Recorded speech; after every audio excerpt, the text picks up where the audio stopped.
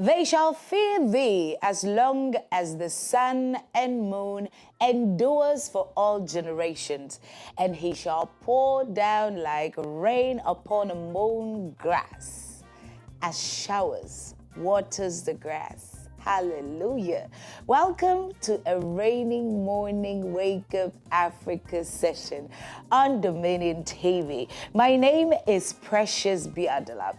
Today, you're in for a great treat. I know it's a great raining morning and you want to know how to plan your day. And so weather comes in handy. For those celebrating birthdays, we've got you. We'll celebrate with you. And then for those who want to know what's happening on the international scene and also here in Ghana, we'll keep you updated by way of Wake Up Buzz.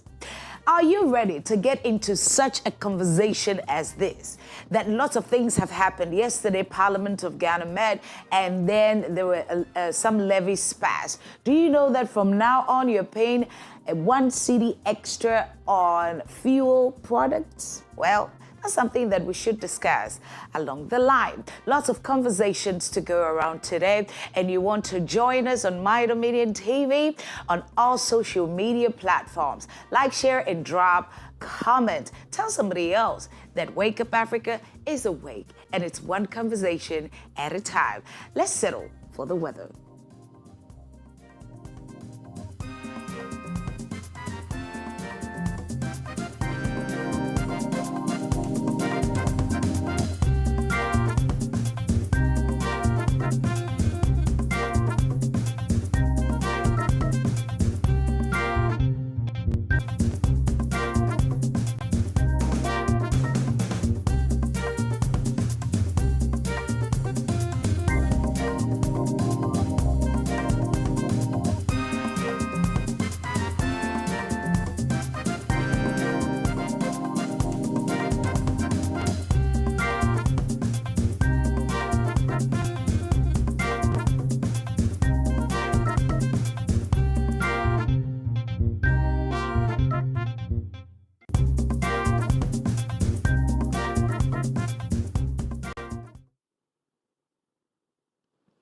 Welcome back. Let's start off right with the weather, and the weatherman is on the line.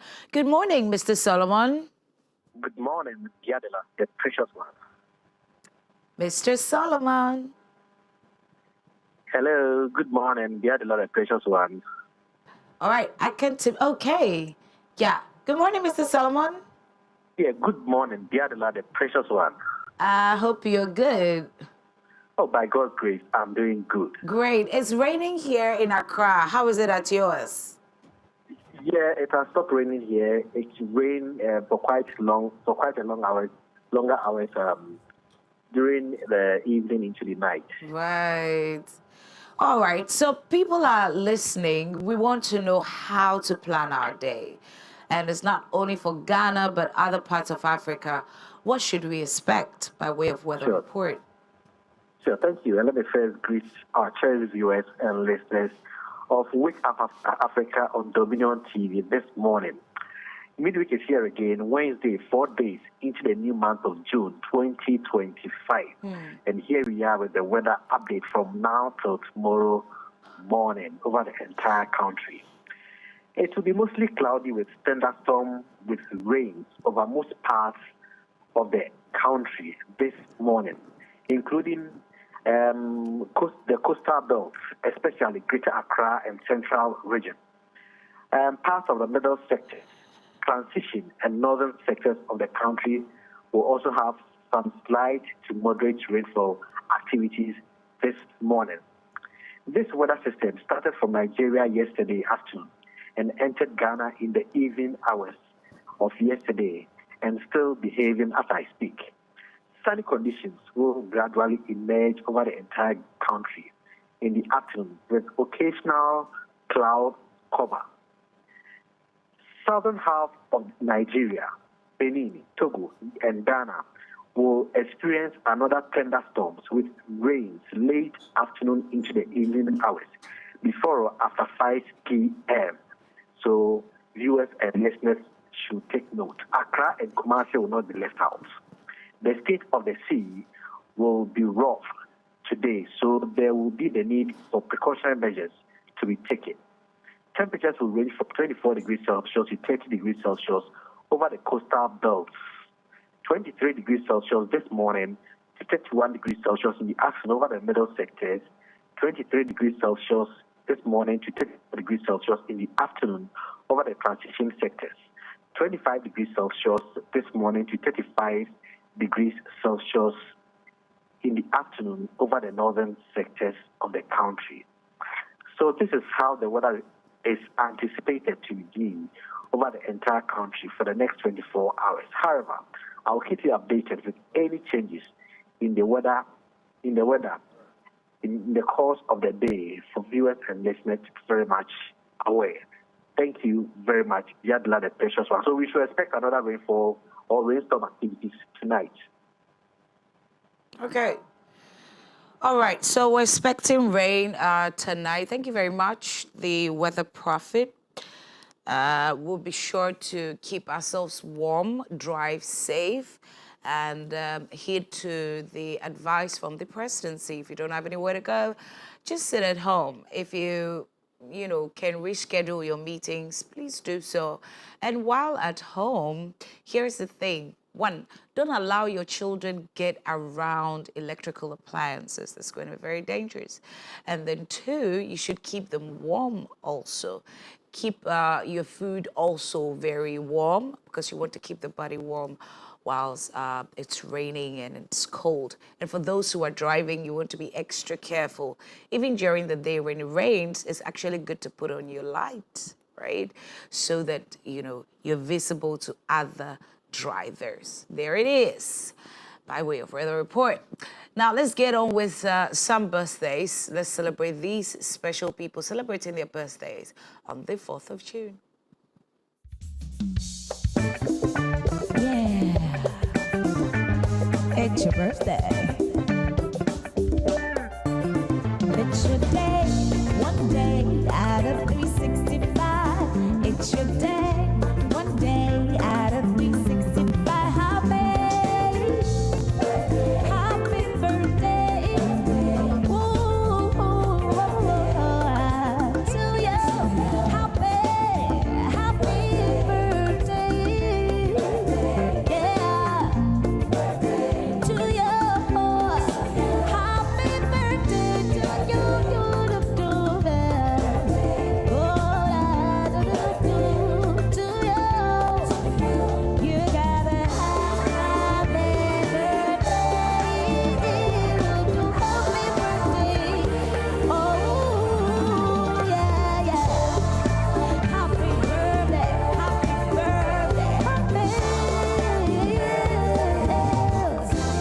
Happy birthday to you. Happy birthday. Yeah. It's your birthday. It's your day, one day out of 365. It's your day, one day out of 365. Happy birthday. Ooh, to you. Happy birthday. Yeah. To you.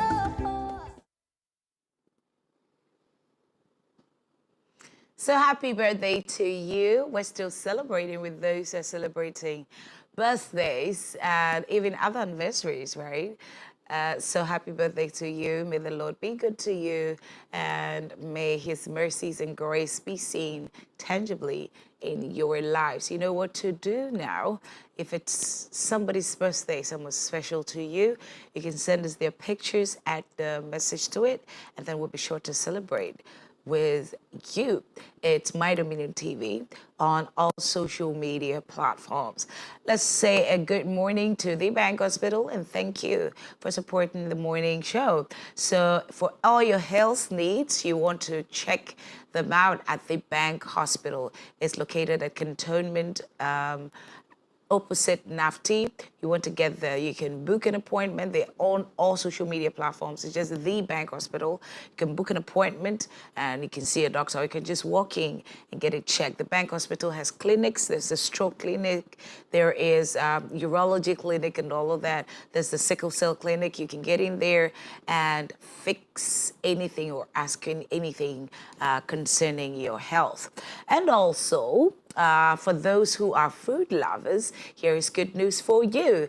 Now, Gino tomato mix is the best thing that ever happens to your soups, stews, jollof. You know the Ghanaian jollof, the way we go about it, and all those amazing foods that we can prepare. It's rich, it's red, and it's tasty. So you want to get a Gino tomato mix and then make some delicious meals for your family. I'm talking delicious and also nutritious. Vitamin A, B3, all of that is found in the Gino tomato mix. And this advert is voted and approved by the FDA. Okay, now it's time for us to get on with news, right? To know what's happening on the international and on the local front by way of Wake Up Buzz.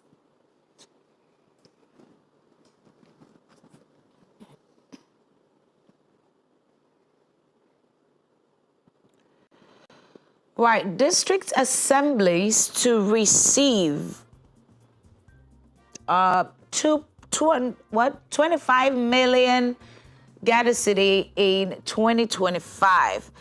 The finance minister says. So yesterday, the finance minister was in Parliament. And let me just read this real quick. It says, Finance Minister Dr. Casil Atto-Forson has announced that district assemblies across the country will receive a minimum of 25 million Ghana cedi each in 2025 to drive local economic development and deepen decentralization. Addressing Parliament on Tuesday, June 3rd, Dr. Forson said the allocation is part of a broader strategy to empower local governance and ensure national resources reach the grassroots. Government is guaranteeing that approximately 6.1 billion Ghana cedi of the 7.57 billion earmarked for 2025 will be disbursed directly to the local assemblies to spur local economic activities at the district level, he said.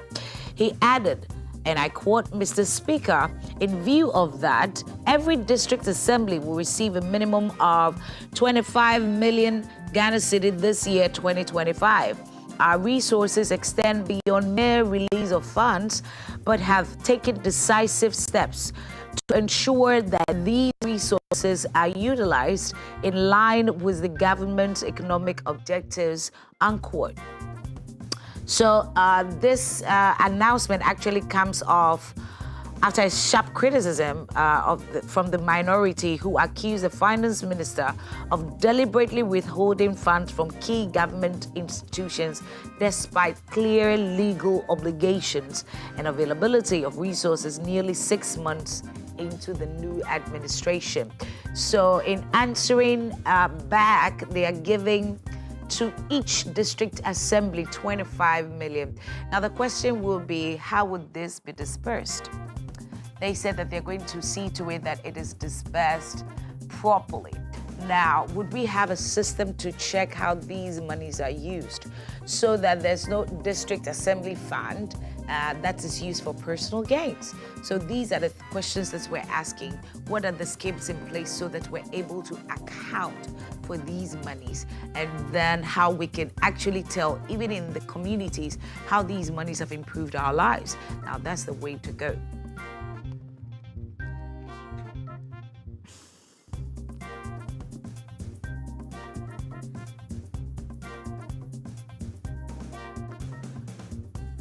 Right.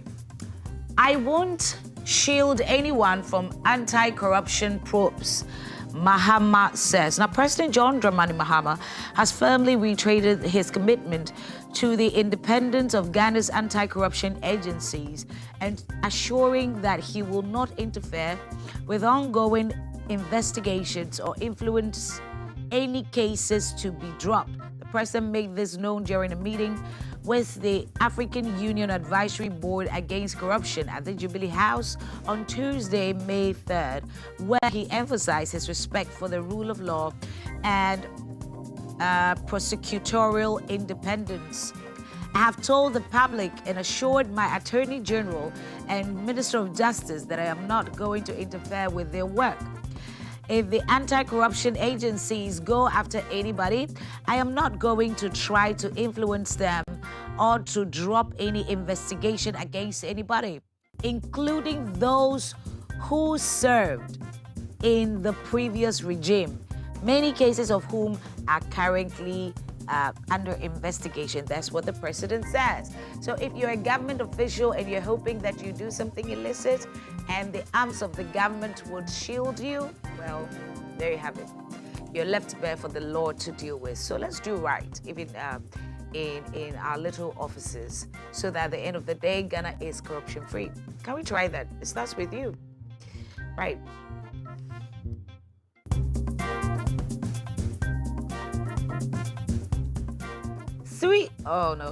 Three school children injured in Kaswa Ofanko electricity cable collapse.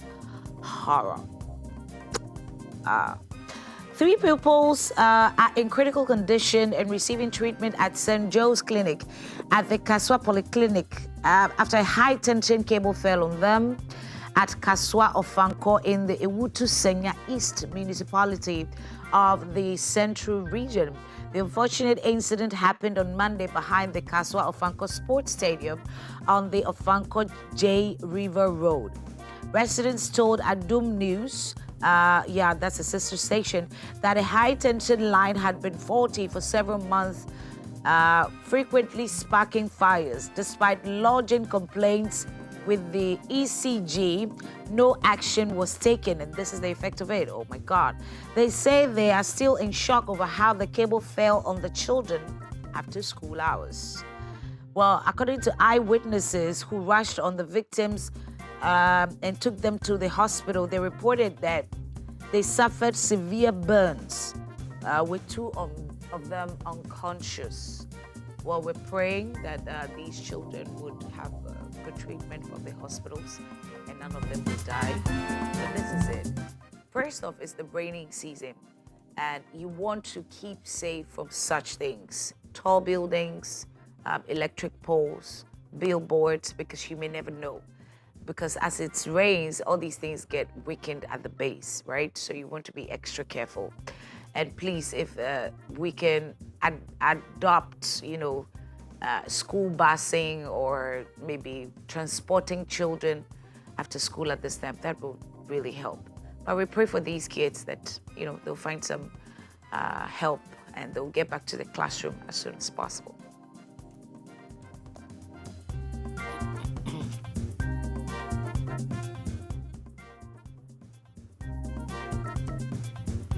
Government clears all SNIT arrears, Finance Minister says. Now, the Minister of Finance has assured the newly inaugurated Board of Trustees of the Social Security and National Insurance Trust, SNIT, that the government has cleared all arrears owed to the fund.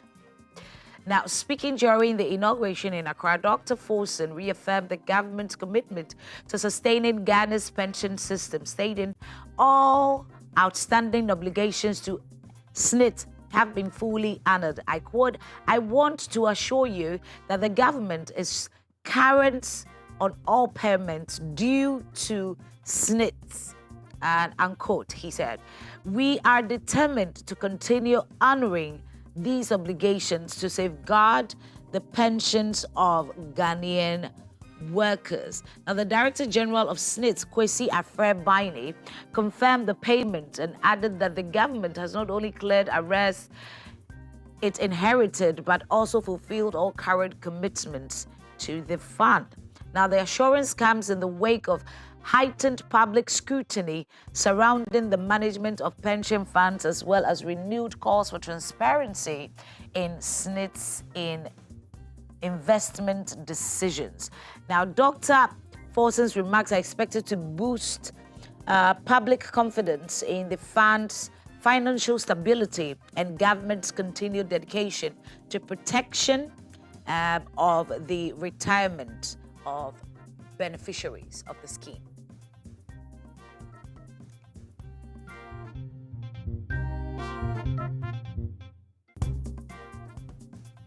And to our next story, Oforiatta to undergo prostate cancer surgery on June 13th. OSP says it hasn't received any medical letter. A letter circulating online and purported to be from Mayo Clinic in the United States indicates that the former Finance Minister Ken Oforiatta has been diagnosed with prostate cancer and is expected to undergo surgery on June 13, 2025. The medical letter, which is now in a public domain, is from the clinic's Department of Urology, indicated that the diagnosis followed a series of diagnostic tests, including MRI scans and biopsy. Dr. Prahas Shah is scheduled to lead the surgical procedure. The letter also noted that Mr. Oforiatta would need a period to recover before he could return to Ghana. However, the Office of the Special Prosecutor, in reaction to the letter in a statement on June 3, 2025, refuted having any knowledge of the medical letter from the hospital. The OSP clarified that neither Oforiatta nor his lawyers have submitted any such letter to the Special Prosecutor. The OSP explained that the only correspondence received from Oforiatta's legal representatives is a letter notifying the OSP of a purported change in Oforiatta's medical condition. The OSP bemoaned that the hospital's letter has been circulated through social media rather than submitted to the law enforcement agency actively investigating Oforiatta. And I quote, "To date, no certified medical report or official document from any hospital authority has been submitted to the OSP indicating that Mr. Oforiatta is incapacitated or unable to travel to Ghana," unquote. This is from the desk of the special prosecutor. So, according to them, the letters are on social media, but they have not officially received any letters. Listening to the lawyers, they also said that they submitted these letters a few weeks ago. But let's see how this finally ends. Whether after the surgery he would come or if there's no surgery at all. But there's also, the OSP is also actually still insisting that there's a personal, or they have him in person for the investigation. See how that goes.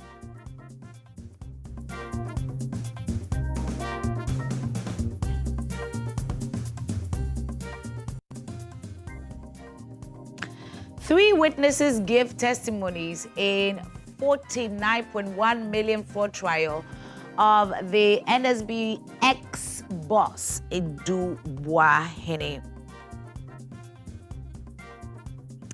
Right, so three witnesses testify in the trial of former NSB Director General Kwabena Edu Boahene and accomplices for allegedly diverting 49.1 million Ghana cedis.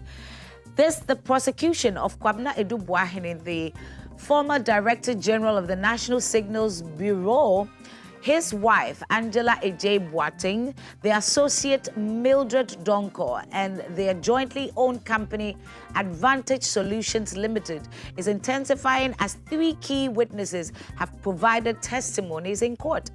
The four are currently standing trial for multiple counts, including stealing, causing financial loss to the state, and conspiracy, relating to the alleged diversion of 49.1 million Ghana cedi public funds.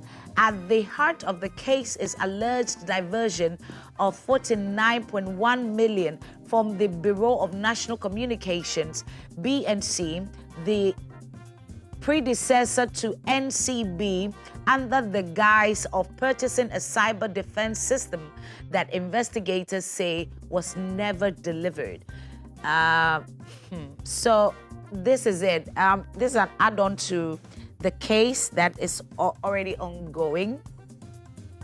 And this came up, I think, yesterday. So there's been 3 witnesses to this case that have testimonies that shows that there's been some sort of fraudulent activities that went on. Still on the Dubwahini case. Let's see how that ends. And let's see if we get our monies back, because that's all we want, justice to prevail. Moving on to the next story.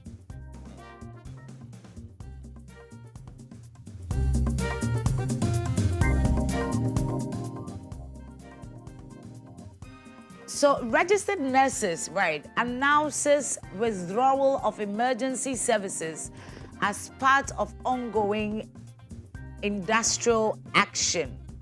So the Ghana Registered Nurses and Midwives Association has called on its members to withdraw all emergency services as part of its ongoing strike action. In addition, GRAMA has also withdrawn outpatient department services and outlined a roadmap for its industrial action.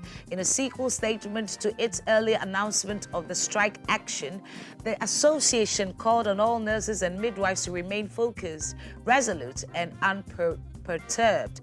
You are hereby informed that withdrawal of OPD services should go along with withdrawal of emergency services, a statement issued on 3rd June 2025.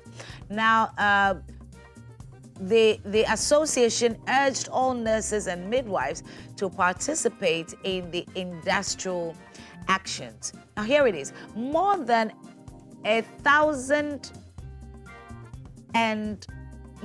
128,000 nurses and midwives across Ghana on May 28th, 2025, declared a nationwide strike action over government's continued delay in implementing agreed conditions of service. So the president of the association, Perpetua Ofori Ampofo, outlined a roadmap for the planned industrial action. So according to them, now from June 2nd to June 3rd, 2025, nurses and midwives will wear red bands and headbands in protest.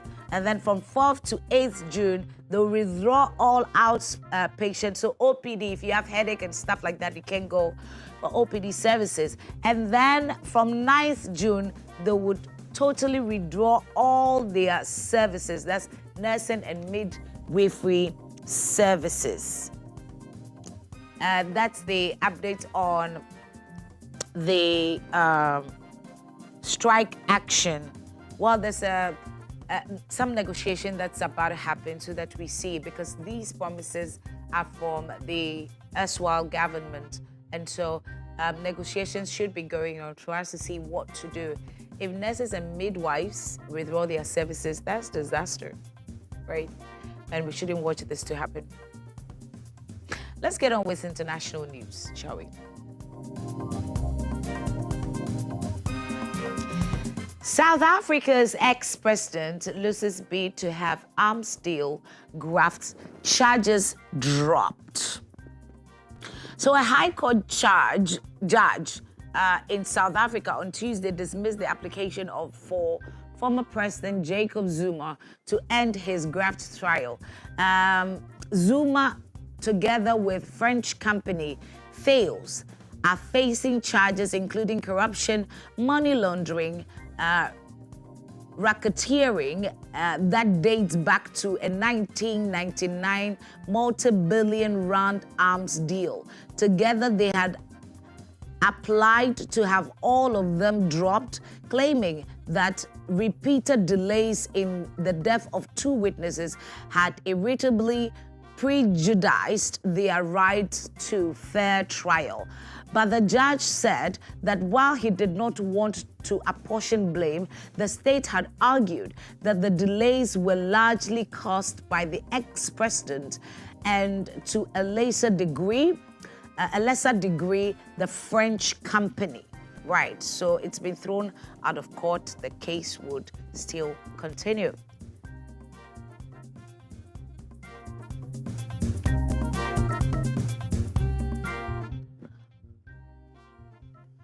Mali suspends artisanal gold mining activities during rainy season. Mali has suspended artisanal gold mining activities from June to September to protect workers from landslides during the rainy season. The Malian Mines Ministry said on Tuesday. The ministry said the meteorological services have forecast heavy rains from 15th June through to 30th September 2025. A spokesperson for the ministry told the news agency that the government has suspended granting of new artisanal mining permits to foreigners in March, and after 2 accidents killed dozens of people, mostly women. Oh no. So more than 70 people have died in January 2024 when a tunnel collapsed in an unregulated gold mine. Now, deadly accidents are frequent as artisanal miners often use old-fashioned and unregulated methods of digging. Illegal mining also increases safety risks. So artisanal mining in West Africa has increased in recent years due to growing demand and rising of prices. So because of the raining season, these activities have been put on hold. I think we should also take a cue from that and see how we can also reduce these mining activities to save lives.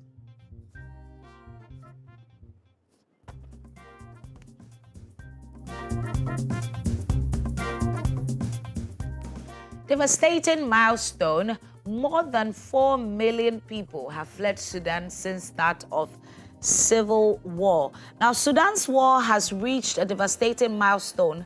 The United Nations is warning, with more than 4 million people fleeing from the country since the start of its civil war. Now, more than 800,000 people have crossed into neighboring Chad since the outbreak of fighting in April 2023, joining some 400,000 Sudanese refugees who have fled their earlier waves of conflict in Darfur.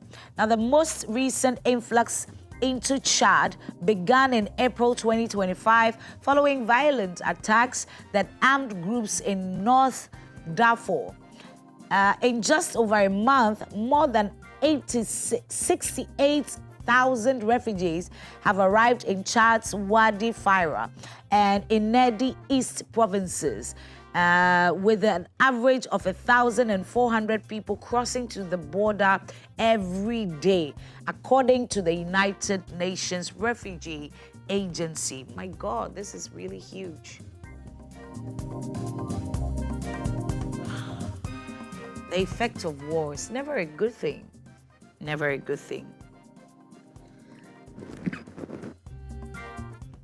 Now, let's go on to the Kony case. ICC hearing over Ugandan rebel leader to proceed in absentia. Now, appeals judges at the International Criminal Court on Tuesday gave their final green light for proceedings against Ugandan rebel leader Joseph Kony to carry on. The court scheduled confirmation of charges hearing from September. Prosecutors will present evidence to back up charges of war crimes and crimes against humanity against Kony. The hearing will be held in absentia, a first for the tribunal, as Kony's whereabouts remain unknown. The appeals chamber's judgment confirms several decisions made by the ICC over the past 2 years.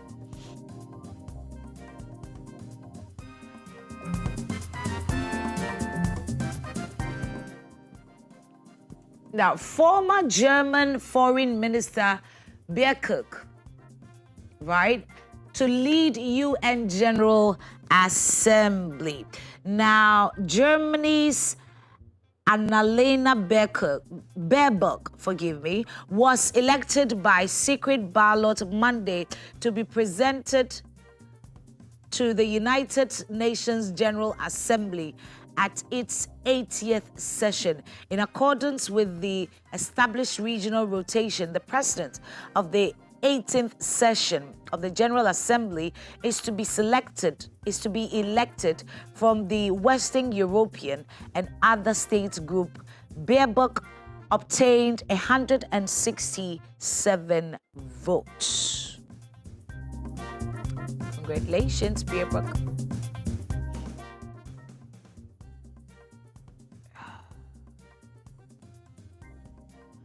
And to our next story, Nigeria's defense chief proposes fencing borders to curb insecurity.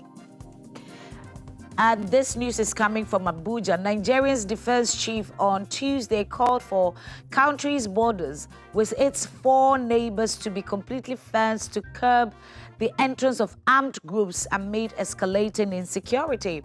Nigeria's military has been strained by widespread security issues, particularly a 16-year insurgency in the northeast led by Islamic militant group Boko Haram and its offshore Islamic State West Africa province. Security forces and civilians have been attacked and killed, and tens of thousands of people have been displaced.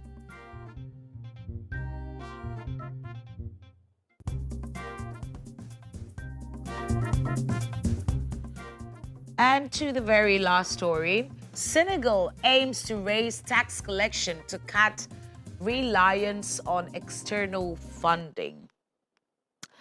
Now, Senegal plans to boost tax compliance to increase revenue and reduce reliance on financing from external sources like the International Monetary Fund, its Prime Minister, Ousmane Sonko, has said. The West African nation is engaging with the IMF to craft a resolution following a case of misreporting of debut debt and deficit levels, which led to the suspension of its $1.8 billion financing program with the fund. And there it is for international news. Now that makes it for Wake Up Buzz, keeping you updated on international and local news. How about we go for a break, and then when we return, the program will continue.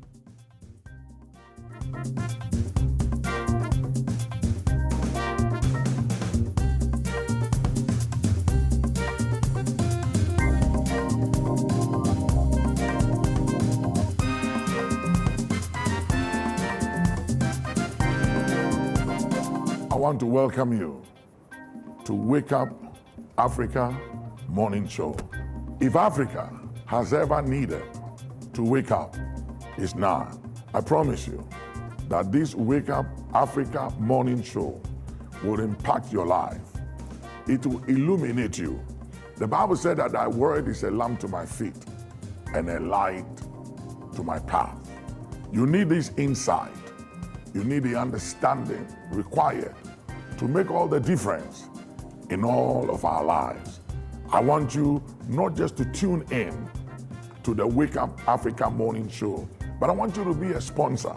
I want you to partner with us as we take this Wake Up Africa Morning Show, the inspiration it brings, the impact across all Africa, to homes, to individuals, impacting lives.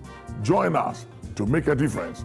It is said and believed that in this life, what you do to change the life of others matters than what you acquire for yourself.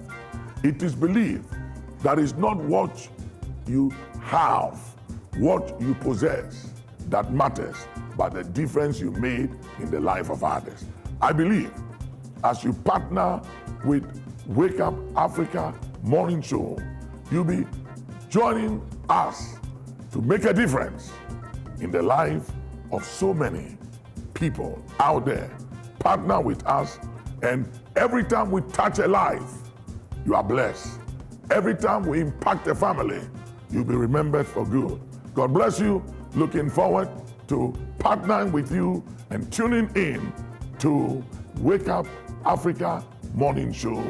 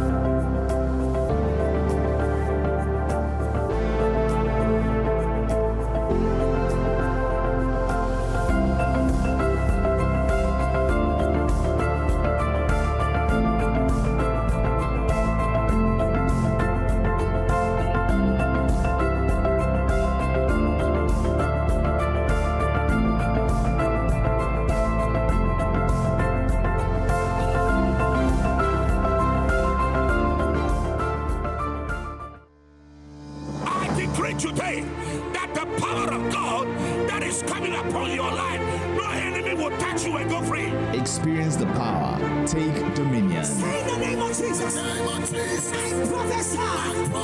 Doors of favor. Open. Action Chapel's Dominion Hour. Now, live, this and every Thursday on Dominion TV. And from today, you will be stronger than any enemy.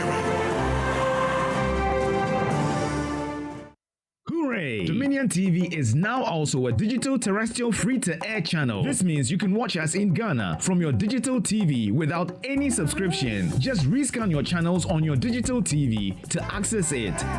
How? On your digital TV, press the menu or settings button and choose auto tuning, auto search, or the appropriate options to scan your channels and look for Dominion TV.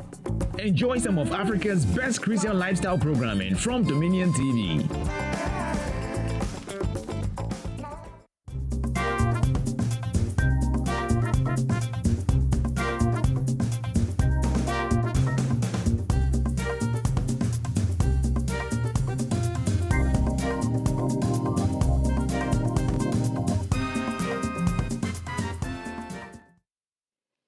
And it's time for us now to get into the news proper. We want to dissect some of the issues. And I have my guest in studio, Pastor Buddy. Why are you so excited today? Give me 2 reasons. This is the why. day the Lord has made. Okay, aside that. Rejoice. And aside that, Coco has been beaten by the rain.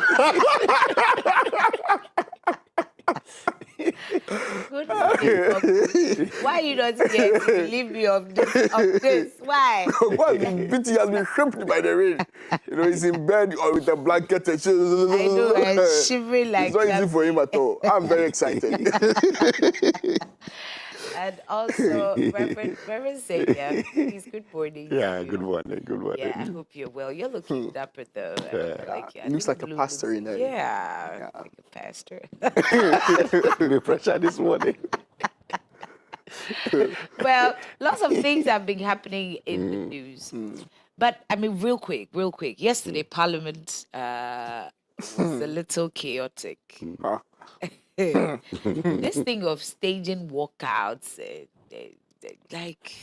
It's a secondary school attitude. I know, right? I even school wanted to ask Professor, what's the science behind it? Because it doesn't make any sense. There is no science behind it. I think the way at which we express our disagreement is a reflection to what we see sometimes parliament, you know. Right. You know, the fact that you are arguing out an issue doesn't mean that you necessarily have to resort to any chaotic scene. So I think this is just, well, it has been happening all these years, and Yeah. anytime they disagree with something, either They you just see a walk black out, card, yeah. walk Right. out, or. Yeah. But I think on a better note, they should have just sat down and expressed their views. Because that's the reason why they are selected. And not the issue of you walking out of parliament that solve the issue. It's true you disagree with whatever is going on, and you have to be there to express your grievances and why you disagree with such an issue. But walking out, for me, It's never the solution. yeah. Right. You know, we have false standards all over the place. Sometimes we think that because something is happening in the West, then, you know, it's okay to happen here too. And What happens to our culture? What happens to Right? Yeah. You know, one of the things that we have been taught, I personally have been taught, is you don't walk out on anybody, old or young, when they are talking to you and they've not finished making their point, or you disagree with what they are saying. You always have to disagree respectfully. And it trickles down from the national level all the way to personal level. There are so many people now who are so intolerant. And we live in a very intolerant generation. And everybody wants to speak. Is this idea of my truth, their truth, our truth, you know, that kind of thing. So now truth is relative. It's subjective. And so once your truth is not taken, then you feel like it's a personal attack. Right. And so you have to do something very, very drastic to, you know, display how displeasured you are. Look, it's childish. If we are supposed to move forward as a country, we need to learn how to disagree and disagree properly. Right. Sit through the session. And right now, too, again, what you see in Parliament is once the majority brings a motion, automatically the minority would, it, yes. without any kind of consideration, without any kind of, and they will speak big English to make you feel as if, you know, they are really thinking into the thing. And no, you can't speak English. You are eloquent doesn't mean you are making any points or any salient points for that matter. And so we really need to. Yesterday I turned it off because at some point I felt like surely this cannot be the people we voted for. I mean, surely this can't be. It can't be. It's worrying. It's worrying. And the only hope we have, I keep saying, is the next generation.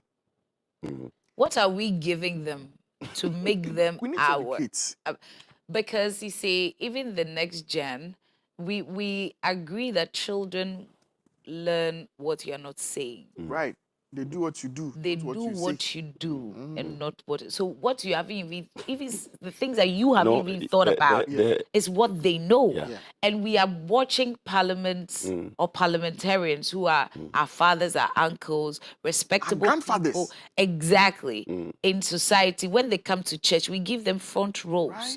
So we expect certain, behavioral checks from them. So if we see a stage walkouts and all of that, then Sitting what on the should floor to happen demonstrate. exactly? What should happen in a university when there's a bit of riots? That's You know, a problem. It all come back. You see, what he said about the next gen, it will be dangerous when you see parliamentarians and young people, young parliamentarians Yes. involved in some of these things, because anyone you see in governance at that very young age Right. has about 30 years to exit, about 20 years. And it's very catastrophic to see a young person already involved in such act. It tells of you that, political bias. because these are people that are being mentored. They have mentors. They have people that they look up to Godfathers. as their political mentees. And Yeah. to see such people exhibiting such character, they may learn wrongly. You see, so I think the fathers must, the elder ones must exhibit a bit of discipline and tolerance when it comes to issues like this, so that those who are young and coming can also know that, no, when it was the turn of this, they exhibit some form of maturity, so that I'm also under obligation that when I get to that level, I will also not show up that kind of character. So I think that the elder ones have to sit up. They have to do what is right. Apart from disagreeing with whatever policies, whatever it is, I think what they are doing is not a good Yeah, I example. mean, we can agree to disagree or disagree to agree. Yeah. But at the end of the day, it shouldn't be. We gotta move forward. Well, it is what it is. Well, let's get on with the very first story. District assemblies to receive 25 million. Minimum, please. Minimum. Do you of work with the district assembly? Oh, we had your Dr. cat days like- My Central Municipal Assembly will be waiting for our cut of the national cake. So they're supposed to receive that in 2025. That's what the finance minister says. So the finance minister, Dr. Cassie Latufosing, has announced that district assemblies across the country will receive a minimum of 25 million Ghana cedi each in 2025 to drive local economic development and deepen decentralization. This is the part that it says that, and I quote, government is guaranteeing that approximately 6.1 billion of the 7.57 billion earmarked for 2025 will be disbursed directly to the local assemblies to spur local economic activities at the district level. Trust the minister. You see, what you are Joe. doing is that you don't trust the minister. No, it's not that I don't trust. I'm just stressing what the money is for. Have we not seen funds that are diverted for? We have even seen. Where's fees there? Oh, okay. Because we've seen pickups that have inscriptions on it. Planting for food and jobs. Right. It has. Okay. Yeah, let me just go and read it. I think that will help me. Planting for food and jobs. And One the D, other one one's F. items in the room, they are using to transport things to other places that are not for food and jobs. In fact, there's no food in the vehicle. Well, let me just be a good citizen and read the news. Now, the initiative is expected to boost inclusive growth, strengthen local governance, and supports Mahama's administration drive to revitalize the economy from bottom up. Right. Yeah, so that's the English that's there. That's spoken. Amazing. Well. Importantly, I think this is a question that a lot of people will ask: the role of the district assembly in Thank you very much. nation building. Really? I didn't want to. That's a question? Yeah. Yes, it is. It is for people who feel like, okay, this is what the assemblies are known to, be doing, Right. and this is what we have Actually seen do. them do.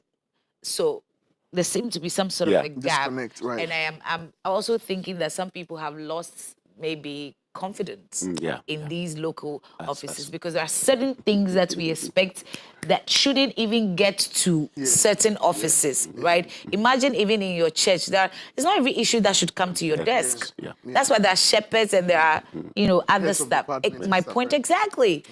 So Reverend Xavier. It's important, as I think this is just to bring to line some of the responsibilities and the vital roles they play as an assembly in nation building. I think over the years, their roles have not really come It's not clear. It's not clear. clarity with a lot of people. But I think with the release of this fund, will serve as a benchmark and to empower them to play their roles effectively. The fear is, are we sure that the money being dispersed will be used for its intended purpose? That is what a question that a lot of Ghanaians will be asking. Yeah. That when a district received this fund, the question is, have they in the past effectively used some of this fund to develop the community as a form of decentralization or seeing the policy of the nation? So it's not just a matter of, as the minister rightly says, that there will be guidelines to make sure that every fund that is being released is used for the economic plan of the party. So we will see what happens. I think all districts should just make sure that whatever comes to them is used for the community, as we are expecting, not for their private use or whatever they want to. Yeah. Common fund. Yes, the district assembly. Common fund. The way you're excited about it, I don't even know. Oh, money there is good. I have to be looking at you closely Money is from now. Let's see whether you change your car. I mean, because you're too excited about this. I'm excited. You know, I think the NCC, all the time I mention, they are more important than you think they are. Right. You know, when I was younger, I used to watch several adverts on the television informing us on very key government policies, telling us our rights, our obligations as Ghanaians, and so on and so forth. This war against indiscipline was mainly spearheaded by the NCC, and the NCC is supposed to tell us what we are supposed to know about the country as Ghanaians, because this country is made up of various ethnic groups and kingdoms that came together to forge one, national identity.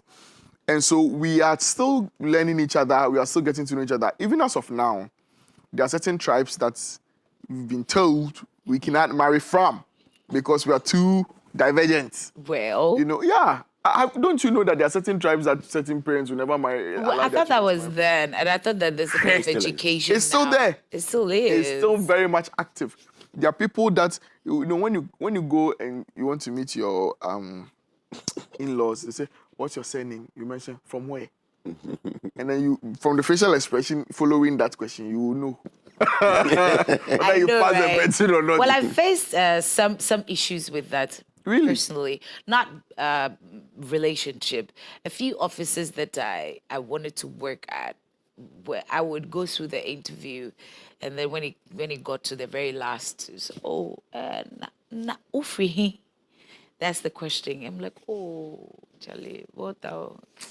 Yeah. Oh, okay. You hear from us. You hear from us. And that was the end of it. You hear from us. Why? When you hear that one, you know that, Charlie, it is well. Yeah. So I've then carry actually yourself to faced the that. Lord and you move. But it's really sad. I don't know.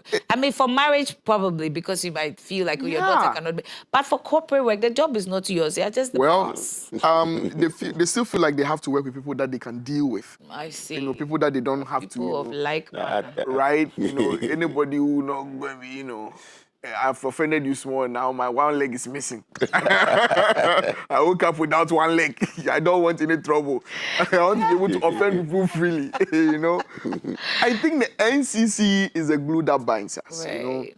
They tell us as Ghanaians what our identity is, and things like the district assemblies, municipal assemblies. Yeah. In the whole Ghana, metropolitan assemblies are only 6. And the municipal assemblies are like maybe in the 40s or 20s, I think like 28 or so. Then the rest are all districts. What are they for? Like Reverend Sylvia is asking, what are they for? When people are doing campaign, like members of parliament, vote for me for jobs, vote for me for better roads, it's not your mandate. Right. Members of parliament don't do that. But because we don't know, we say, and whenever roads are tarred, constructed, hospitals have been renovated, built, we attribute it to the MPs. Yes. And so we have sort of turned the camera away from the real actual players, the ones who are responsible for those projects, and we are focusing on people who are not. And the reason is that these people actually stand to be voted on, while the other people who are really responsible are appointed, more or less. Well, now I hear there's a whole process that they are also, voted into office and so on. But it's not even as widespread as the MP. I think, honestly, I do think that district chief executives should be voted on just like members of parliament. Members of parliament. Because they are the ones who actually handle the development of the community. So, for instance, if you live at Station and the Station enclave is not going on well, it is the municipal chief executive of Lekma you should be tackling.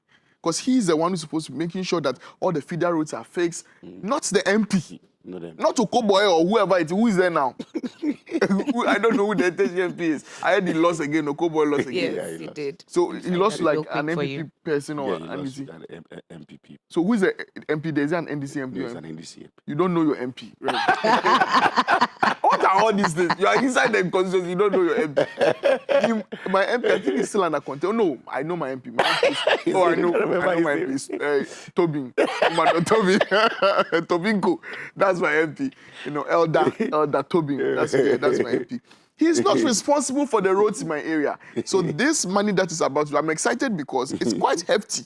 25 million minimum. Of course, if a place, you are a district chief executive for a place like, AME or, anywhere that includes cantonment, airport, residential, you don't really need much because that place is pretty much well developed. But if you're in a place like maybe Pokwase, Kwabenya, Kwabenya is really huge. Dominic Kwabenya is very, very huge. You don't expect Very them, huge. Very big. You don't expect them to get the same money as a place like Gacentra or something of a sort. So yeah, 25 minimum for everybody. Let's see how far we can go with this. And I really pray that accountability is put in a fore so that we can track these DCs, MCs, and mayors to see exactly how they'll spend this money. President Mahama has already assured us that anti-corruption probes, he's not going to shield anybody. He's going to make sure if you chop the money, you will chop the jail. That's right. Yes. Because I was actually getting there, but the person is Honorable Mordecai Kwashi. And yes. NDC MP?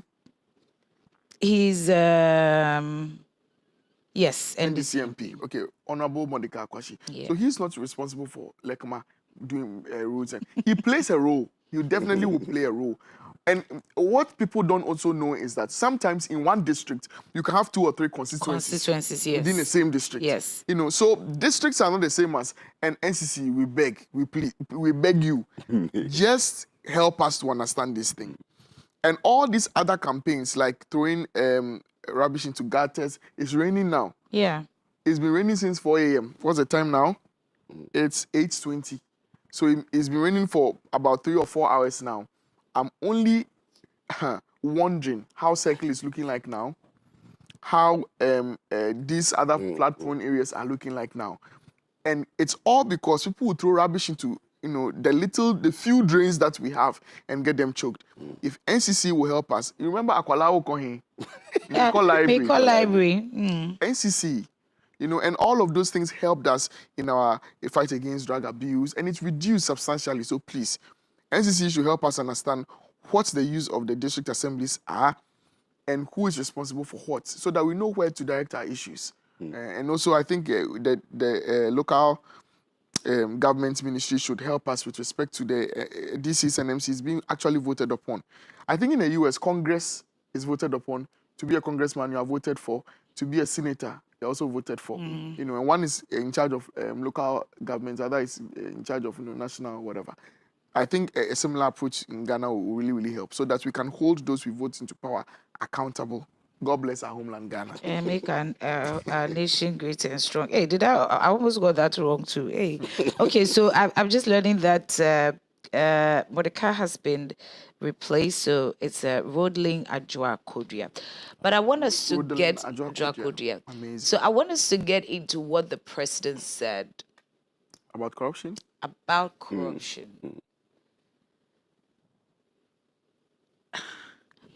Okay, I'm not against what he said, but my question is, should that even be said? Yeah. It has to be said. It has to. If we trust or we are a people who are patriotic, love our country, want the best, should your president or your boss come to tell you that I will not shield you when you do wrong? Very necessary. Why should we get to that point when you should know that it is not even good for you to first off be in a position like that? That's where I'm coming from. It is about people taking responsibility. It's about people doing things right. It's about people not being corrupt. So that the president is not pushed to come and say, don't think I'll shield you when you are found culpable for these things. It's true. That's where I am coming from. I'll give you an instance just now. What do you say? It's definitely true for that, but we have lived in a society that when we talk of the issue of corruption, I always say that it's one of the greatest plagues that is destroying development in Africa and Ghana as a whole. Even in the world. And the issues of corruption have varied from individuals being selfish, wicked, and other things. But the aspect of the president coming out clearly to take a bold step that, irrespective of it, just like your father telling you, Charlie, if you go and misbehave, count me out. I will not protect you. I will not protect you. There was one time I was telling one of my colleagues that, look, whatever you go and do, when you have issues, I will deny you like Peter. And this is just to tell you that, look, I am not into whatever you are doing. So if you go and misbehave and do anything, you are on your own. You see, people think that because I am affiliated with someone of influence, someone of power, someone who can speak, okay, I can be released from any issues.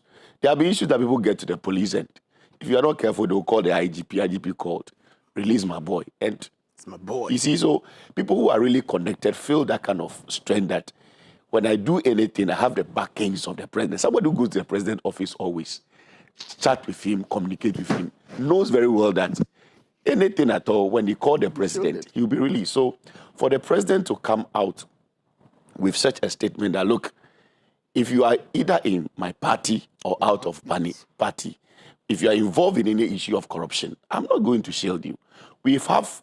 There's always a political interference, right? Presidential interference in issues of corruption. So these things have happened over the years, that someone is caught with something, and the president interfere. This is my guy. You cannot do that to him. Yeah, it happens. Yeah. So for him to come out with such a statement, I think it's a good one. It's like a warning to everyone that, hey, don't try it.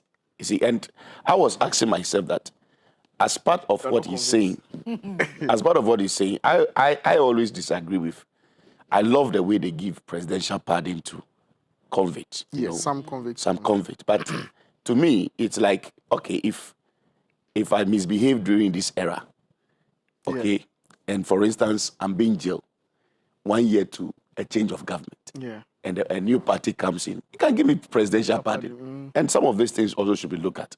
Those who need to be pardoned genuinely because of one or two things, they should, but not because, he was a very strong force in my party, and this party has come in and I've realized that he has been involved in one or two things. So as a president, I'm giving him a presidential pardon. And these things, for instance, it's a way of promoting corruption to me. And I think some of these things shouldn't continue. Even the last... Even the last list that came out for presidential pardon, that list was false. It was just a big mess. It was a fake list. It was a fake list. Yeah, it wasn't. Who leaked it? Well, the president. Who signed it? Who brought it out? The appropriate authorities came and said, look, disregard that list. It's not true. And we know also for sure that those people are still in prison. So we know that that list is fake. Or probably because it had some sort of, public back. Well, That's why they probably. not to But pursue it. when he dies down, they might be released again. But, okay, Biadela, consider you a police woman. Okay. And then me, I commit a minor traffic infringement. Minor is a key word. Maybe the speed I was coming with at the back, by the time the thing went to amber and red, Charlie, if I slow down, it won't pick. So I started slowing down, but I didn't pick, and I crossed the thing. And you were right there. I said, hey, park. Then I park. Then I roll down, and you're like, oh, Pastor Barry. Will you say, excuse me? No, yes. Pastor Barry, please, how are you? Yes. Did your wife beat you today? Why are you driving recklessly? Stop that.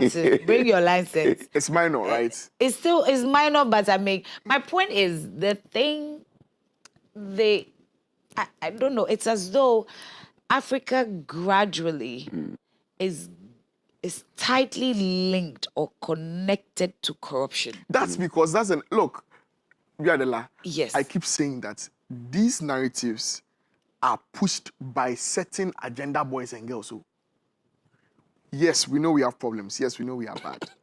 Yes, we know we have corruption issues.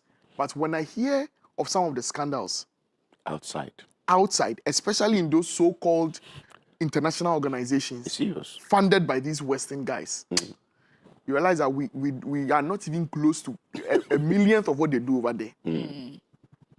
But they don't parade it. That's around exactly like that. the point. They tell our stories for us and make it look. Have you ever really watched any of these international news organizations and they are, highlighting some good things happening in Nigeria and the Gambia? Never. It's always about starving children. This is the reason we need to tell our own stories as Africans. Yeah. And not buy into what they say we are. We know who we are. And for all intents and purposes, our culture is far stronger. You see, yesterday, Reverend Bafuboni was talking about the fact that there was a time in Ghana where if I see an elderly man standing up and I'm sitting, I'll just get up. Yes. And it has nothing to do with religion. It had nothing to do with Christianity. It had nothing. It's just our culture. When we see that, what's the name he mentioned? Is that Auntie Akwele or whatever? Carrying Kenke. I organize boys. We go and help her. And we don't stand to wait for money. Yeah. We just wait for some of the king. Or maybe if she wants to. But we didn't expect any reward when we did good things. But now we have adopted Western culture so much to the point where we feel like elders are our mates. Marriage, the breakdown of the marriage system in Africa, to me, is shocking to me. Because our culture is such that marriages should not break up. Right. Look, we grew up before we even realized that our mothers have been through so much and they were still in a marriage. Our fathers have seen shege and they were still in a marriage. Because the cultural setup is such that these things are not so highlighted. But it's besides the point. The point is this. We know we are corrupt. We know we are dealing with some corruption. Of course, we have so many issues to talk about. Mr. Dubois' case and the NSS case. These are clear examples of very disgusting corrupt activities in levels of power. The president coming out to state this is super important because, like the example I was giving, if I'm your friend and you've not made this bold public stance already, you will be more inclined to pardon me and let me off the hook and say, you know what, just don't do that again. Because our personal relationship will be on the line. And especially if I favored you in the past, if you benefited from me in some way in the past, I can misinterpret or I can interpret it as ingratitude. When you were down, I stood for you. Now I'm down, you don't stand for me. It's not about you are down, no, my brother. This is not you are down. You have stolen our money, bring it back. There was a man we know about who was displaying gold on the TV, He brought gold from his bag. He brought another. Do you know that man I'm talking about? Glasses, my glasses. He brought plenty gold and he laid it out on the table. The government of the day, he said, where gold? Sika. Where is Sika? Who bought dog? Who bought dog? This who bought dog man, he did all these things. Nobody ever called him to ask him a question. The government of the day was silent. In fact, when his mining company was brought under scrutiny because of Galamsey activities, the president of the country vouched for him. When a certain madam, whose money was so much that even when house helps were chopping the money, she couldn't realize until much later. Yes, Jesus. Until much later, they were like, hey, your house help is spoiling there in the north. That's when she even realized that, hey, something is missing. That's where your 50 Ghana is missing. Come to think of it. Your 50 Ghana is missing. These have seriously disappeared. This woman, again, the president vouched for her and said, my Even dear. before he went to court. Yes. Prefixed the thing with my dear, whatever. And there was a whole letter saying you will be exonerated, you'll be vindicated, and all other things. If this president is saying that on my personal reputation and on my personal honor, I'm telling you guys, I may not be able to tell everybody personally. I may not be able to say it when you come to me in the office and come and visit me. But I'm telling you, I'm saying it for everybody to hear. That if we catch you with your hand inside the national cookie jar, don't look at my face as if, I'm a party financier, I'm a whatever. I would just let the law take its course because that's what you're advocating for, right? You are the law. Yeah. Well, that's what I'm. See. Okay. Let me just leave it there at that. When I'm trying to find the right words, so that I don't sound a bit too harsh. Well, I have seen presidents put their presidency on the line for all kinds of amazing promises. That's a matter of integrity. That one is purely a matter of integrity. So that's why I was asking even if that is necessary. Because if I'm a boost Ghanaian, boost from unkept promises and all of that, right? You would want to say, why is that even necessary? You see, this is a problem. But then again, in the church, you see, you have a lot of women who have suffered broken hearts at the hands of church boys. Now they say church boys are no good. It I has wish touched all of this us. was a different conversation. I would have asked our viewers, what do you think? Why is it so difficult for church boys to be picked It's up? because of one or two. One or the Koku and other boys who have been breaking against us at the back there.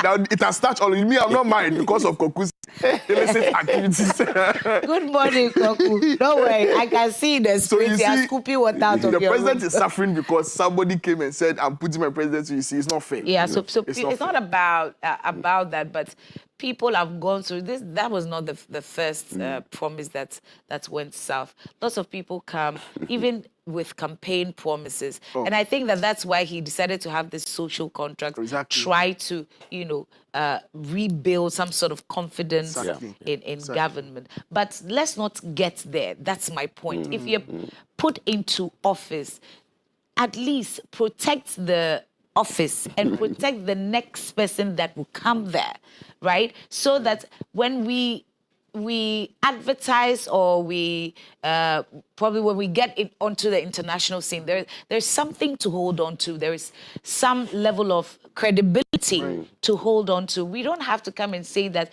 okay, I'm holding the ABBA and I'll beat you when you go wrong, when you know that you're not supposed to I think it's do. There are some conventions, so, Naka Fiole, that's how we do it over here. This is how we do it all the time. This is how we do it all the time. Terrible. But terrible. we need to spell grow. it. We need to say it.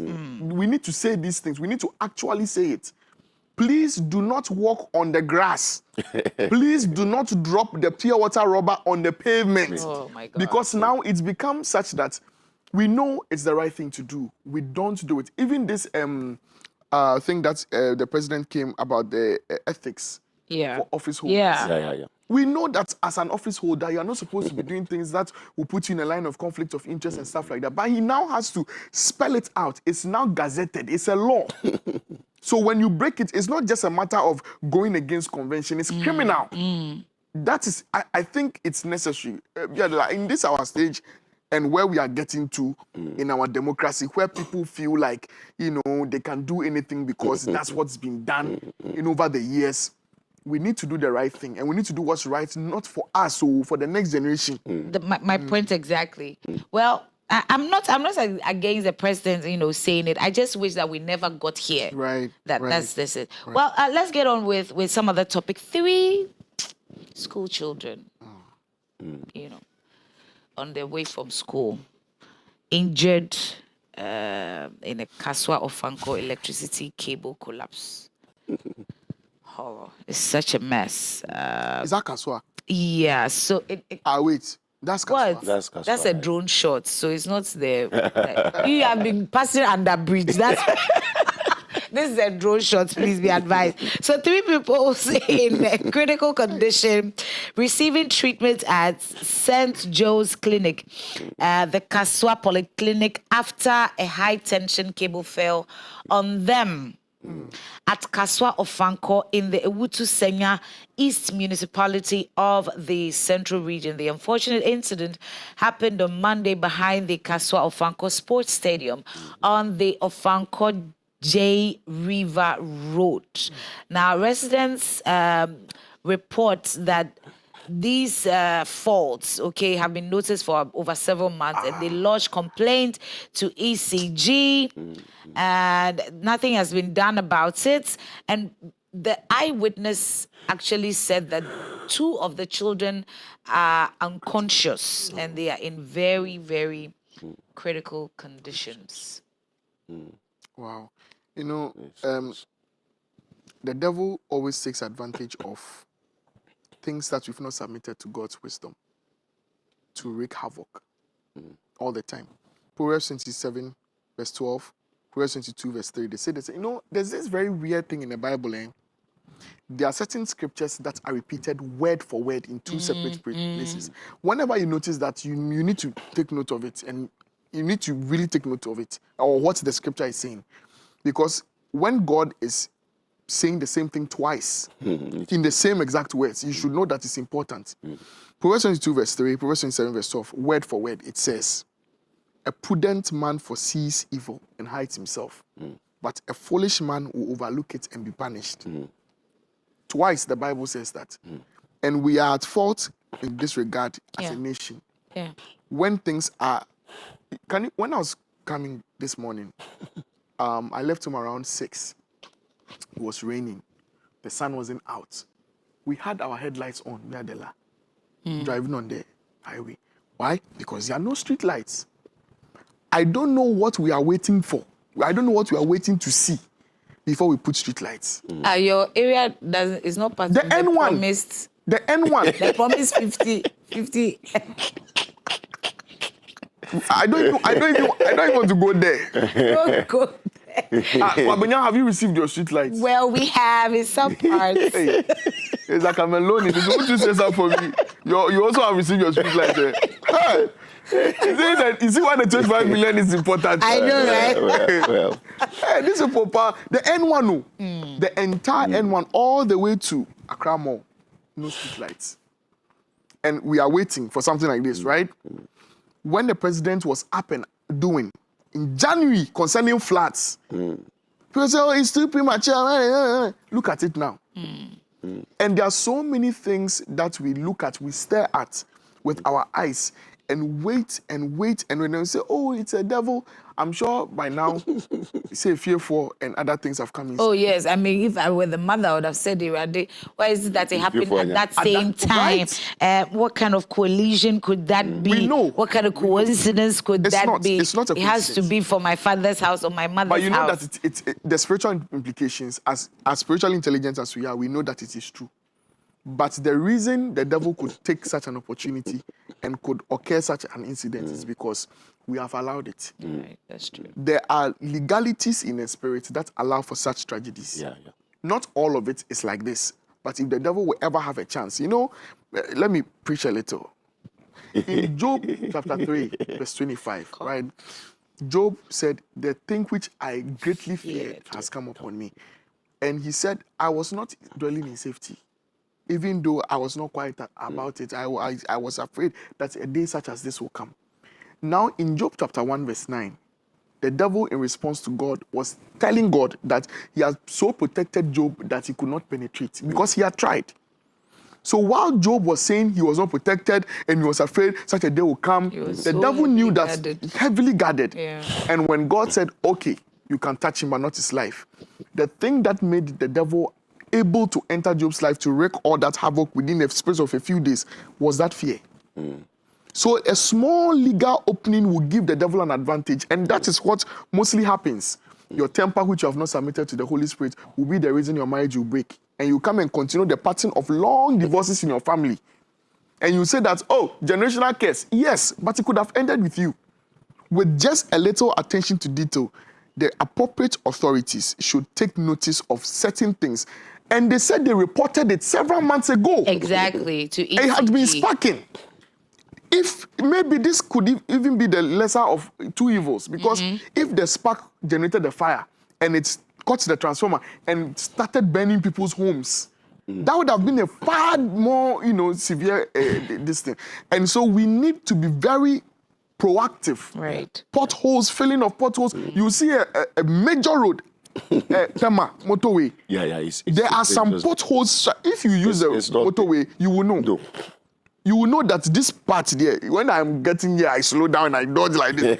But if you don't know, and you're traveling in the night, and the road has been good from that side, coming from the Volta region side, the road has been good. You think that's Volta region. You can say the Volta region side, my favorite area. If the road is good, then you're coming, you think that you're just going. You see that, boom, then that's it. It's over for you. Let's seek out the issues that can be solved.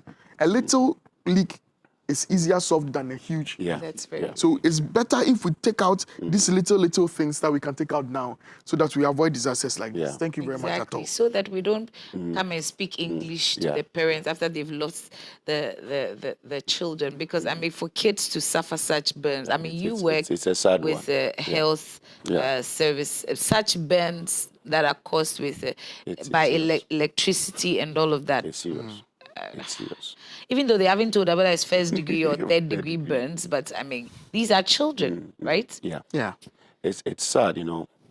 Just to emphasize on what my brother was saying, you know, there's a scripture that talks about we not being ignorant Yeah. of the devices of the enemy. So there is an aspect of knowledge. You knowing very well that this thing has the capacity to destroy. I tell people that maintenance is less expensive than repair. Exactly. But we don't have that culture. You see, the issue of maintenance is what we are looking at, because this thing that they are talking about looks like it's a fault that has been there for some Very time. long time, yes. And people have done their very best to let the authorities know that this is an issue. But I don't know what really happened, but it seems the maintenance office or the ECG didn't take prompt response to that, and that has resulted to some of these things. Sometimes you go around, you look at some of the electrical poles, and you can evidently see that this one, at the least wind, it will fall or Yeah. collapse. So I think, looking forward, this is a disaster that has happened. ECG should take it up seriously. They should just go around. Some of these poles have been erected over 10, let me say 50 years, 20 years. Yeah. And since then, there have not been any proper inspection to see the strength, whether it still has the capacity to hold the pylons and all those things on it. So I think they have to go around.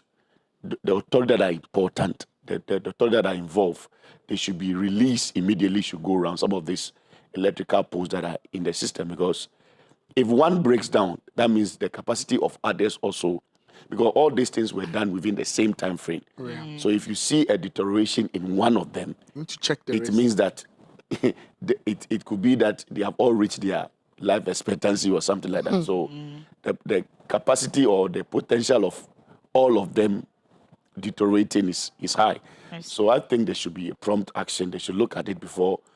We are just excited, at least, even they are injured, there is no death reported. Right. And those that have been involved in this, I think ECG should be responsible for their upkeep and should make sure that the hospital, debt, whatever they incur, they take care of they clear it. it. We can't just leave them like that to suffer in the hands of their parent. Anyway, well, I mean, when it comes to children and stuff like that, I'm a little emotional. So let me just not touch on it. But we pray that these kids would recover and get back to the classroom real quick. So if you know that you work with ECG, or you know anyone who works with ECG and is responsible for that area, They'll come and say it's not them. It's grid. please. I know, right? Come and say it's grid. Please, Yeah, let's I get think to the work. contradiction between the two of them, because ECG is for the commercial purpose, the Greco is for the transmission, VRA is for generation. You so see now, that kind of between the three. It's like fathers and the Holy Spirit so you see those kind these of things issues, but they should be proactive. in functions, In- yes. in- But I think that we need to be very proactive, because now it's raining. Even the announcement from the presidency cautions that we should, be a little far from these things, electric poles and tall buildings and all of Some that. people, their building is under the pool. It's right beneath. There was a picture like that. Oh yes. Wow. Those ones we don't cry for them at all. You were I told. know, right? You just You were die. told. So And even these things are supposed to be erected. Great, that's it. Thank you very much. So this is the presidency is actually telling us that it's a raining month, and the caution is that please, even when you're indoors, you should avoid windows and electrical appliances, especially for children, because they can just walk about, carry anything, put it in their mouth. And during rain, yes. And if you're outside, you should stay clear of trees and other tall objects such as billboards, electric poles, electric poles, and cables. Yeah. Amazing. And to also refrain from driving through the heavy rain. Pastor Buddy, did you hear that? driving through the heavy rain. Koku, it's for you. They're traversing, there are some people that even rain cannot stop them. I know, right? I know. Well, it is what it is. So that's it. It's coming from the presidency. That means that everybody cares. Let's be responsible for our lives. I didn't even know there was such a communication. Oh. That's why you are sitting where you are sitting. We are qualified.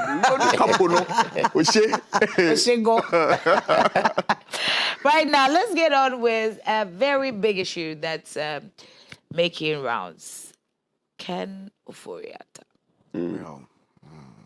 Yeah. Persona non grata. I know. Most wanted man in Ghana. It's crazy as it gets. Now, the newest development is this. A letter circulating online and purported to be from Mayo Clinic. Purported, actually, in the United States indicate that the former Finance Minister, Ken Ofori-Atta, has been diagnosed with prostate cancer and is expected to undergo surgery on June 13th, 2025. Now, the medical letter, which is now in public domain, because I said yesterday, I was telling Koku that I had seen, some sort of communique and all that, but the OSP insists that they have not received anything. Lawyer Davis said that they had submitted it some weeks ago. So exactly, and the OSP says they have not received such a letter. Now, it says that, however, the Office of the Special Prosecutor, in reaction to the letter in a statement on June 3rd, 2025, refuted having any knowledge of the medical letter from the hospital. Right. Now, the OSP clarified that neither Ofori-Atta nor his lawyers have submitted any such letter to the special prosecutor. And he would know. He would know if they had submitted, he would know. Yeah. So here we are. Why are you looking there? He's the one at Lekoma Hospital. I know, right? Yeah.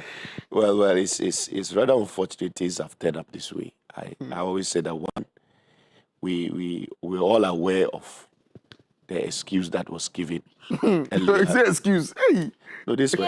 These are excuses. Okay, reasons. Reasons that were given why he couldn't turn up, I think, early February. Yeah. And it was as a result of... As if June will never come. We are in June. And he specifically gave the dates for coming to see the OSP. And I think it's an issue of communication because when someone is booked for a surgery, there may be unforeseen issues. Yeah. They have to examine Charlie. examine you well and know, surgery, you are wanted. your vitals are in place and other things before they carry out the surgery.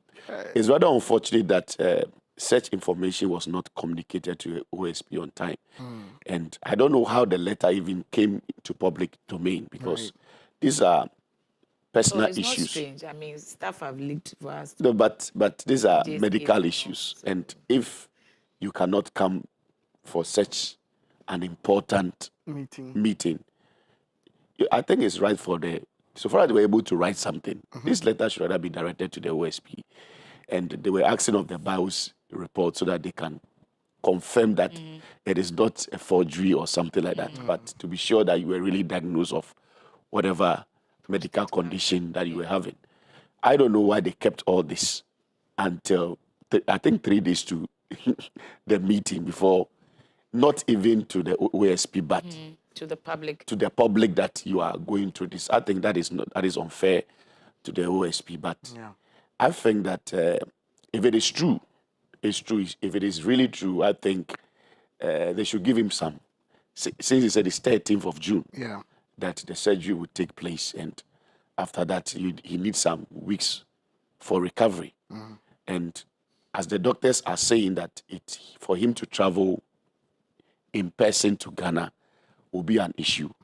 No, it's true. What if he takes the flight and the unforeseen happen? You see, this is a very serious issue. If, for instance, Ken Ofori-Atta, let's assume, which none of us is expecting, he decided to come to Ghana and he couldn't even stand or even answer questions. It is unfruitful. Right. So logically, 13th of June is just 2 weeks from now. I think they should just give him some space so that he can respond to whatever treatment he is. It was wrong on his part not to contact them and let them know. As for unforeseen event, it can happen to anyone. Exactly. So you can even say that, I'll recover in 2 weeks. And after 2 weeks, other issues may come. But for him to, the reason why the OSP is not happy is because of the charges he was also trying to put up. Yes. And the letter that was not even addressed to him looks as if you are ignoring. I think you open up for a virtual discussion. No. There's no way a virtual discussion would be agreed to. No, it won't work for this particular case because later on they'll come and say, oh, he's been doctored. You know, I think he was asking of. He gave the permission. No. That it should be recorded. No, we will not fall into that trap. No. For you later to come and say, you were not. There are some investigations that you have to be there in person with witnesses. Okay. So that we all of us cannot be deluded at the same time. So whatever answers you are giving, we are recording. We know what you said, we know what you didn't say. And the video too, you are aware you are being recorded. The transcript, what do you call that thing? The transcript is available. The issue of the wanted is where, because this is someone that you are already in dialogue with. Yeah. But you told him that if by 2nd June he doesn't report, you declare him wanted. Well. And that particular communique that he released, Foyata also rebutted and tried to sue him for even declaring him wanted in the first place. And that's what pissed him off. It pissed him off. Because you were invited, you didn't show up. You were invited, you didn't show up. You were invited, you didn't show up. And now you have been declared wanted and you say, why have you declared me wanted? Why shouldn't you declare you wanted? And the money that you've stolen to is not small money that we can say, alleged. Please. Please. Okay, the money you have alleged to have stolen is too much. It's way too much.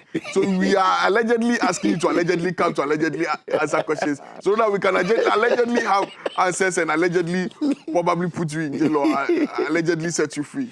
Just come and answer the questions allegedly. So we are throwing it about, so let's all throw it. Allegedly worry me.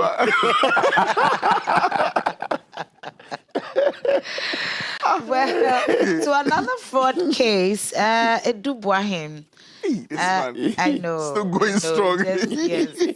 All these people are they've decided they won't go down without a fight.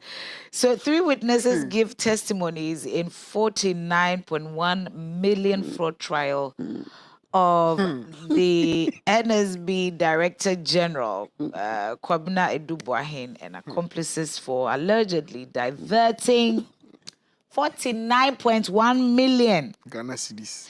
Hey, we are rich. I mean, when I listen to some of the figures that they mention, it's like, You guys see. Well, now these are the people in the case. So Edubuahin, one, his wife, Angela J. Boateng, and they are associated with Mildred Donko, and then the company also, which is Advantage Solutions. They are taking advantage. Advantage Solutions Limited. So, no good. I mean, names have effects. How can if it had never even occurred to me that such a twist can be put? I know, right? Advantage. They give solution. Yes. Usually to take advantage of other things. Well, the 4 are currently standing trial for multiple counts, including stealing, causing financial loss to the state, and conspiracy related to the alleged diversion of 49.1 million. Taking advantage of us. Yes, so deep. Now, I want to read the witness statements, right? So, Frank Marshall Cromwell, as investigator of staff of the IOCO, provided a detailed account of the alleged financial malfeasance.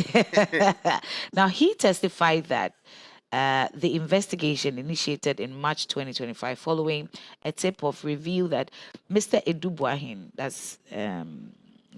Odogu Chief Odogu. Odogu. First accused, Signed, A1. A1. yes, signed an international contract in January 2020 for $7 million cyber defense system with an Israeli company, ISC Holdings Limited. Now, Yoko's probe established that A1 diverted, that's a Dubahin, That's it. diverted the equivalent amount in Ghana cedis, that's a 49.1 million, from the BNC's Fidelity Bank account into a private company account named BNC Communications Bureau Limited. That's dash operations at the UMB Bank. So from one bank to the other, right? Now, Cromwell detailed how the UMB account was opened just one day before the first of 3 checks totaling 49 million was deposited. So you can tell the intent of opening the account, suggesting it was created solely for the diversion. Now, he stated that only a fraction of the 1.75 million US dollars was actually transferred to ISC Holdings, after which Edubwai embarked on a spending spree with substantial cash withdrawals for personal use, often facilitated by A3. That should be Mildred. Yes. The UMB. The banker. And such a mess. Yeah. Well, let's get to this part. It says that it is Ruby Opokwa Edumwa, the director of finance at NSB, corroborated the mechanics of the transfers. Right, that's like making clearer the case of the OSB. Says that she testified that as the custodian of BNC's checkbooks, she was instructed by A1 to write checks of large sums with the payee ambiguously described as BNC operations. The very third one, Frank Anani Degbe, who served as an errand boy for A1, A2, A3, that's Edubwangi, his wife, and then the other lady, the Mildred, provided crucial insight into the physical handling of illicit funds. He testified that A3 frequently sent him to withdraw and deposit large sums of money from UMB to Stanbic banks, often transported in big Ghana must go bags.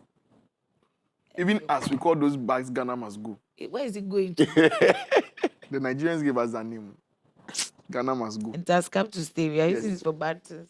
Because Ghana must go also, I think it also showed up in Sisla Dapa's case, right? Yeah. Where some of the cash was packed in Ghana must go. Where are we going with bad cash? Anyway, so this is it. 3 witnesses. I think the most damning is the director of finance statement. Right. Yeah, because he corroborated basically everything that Mr. Cromwell said. And first of all, the opening of that account one day prior to the transfers is, for me, what seals the deal. You know, it means he was aware of what he was doing. It was intentional. He was very deliberate about it.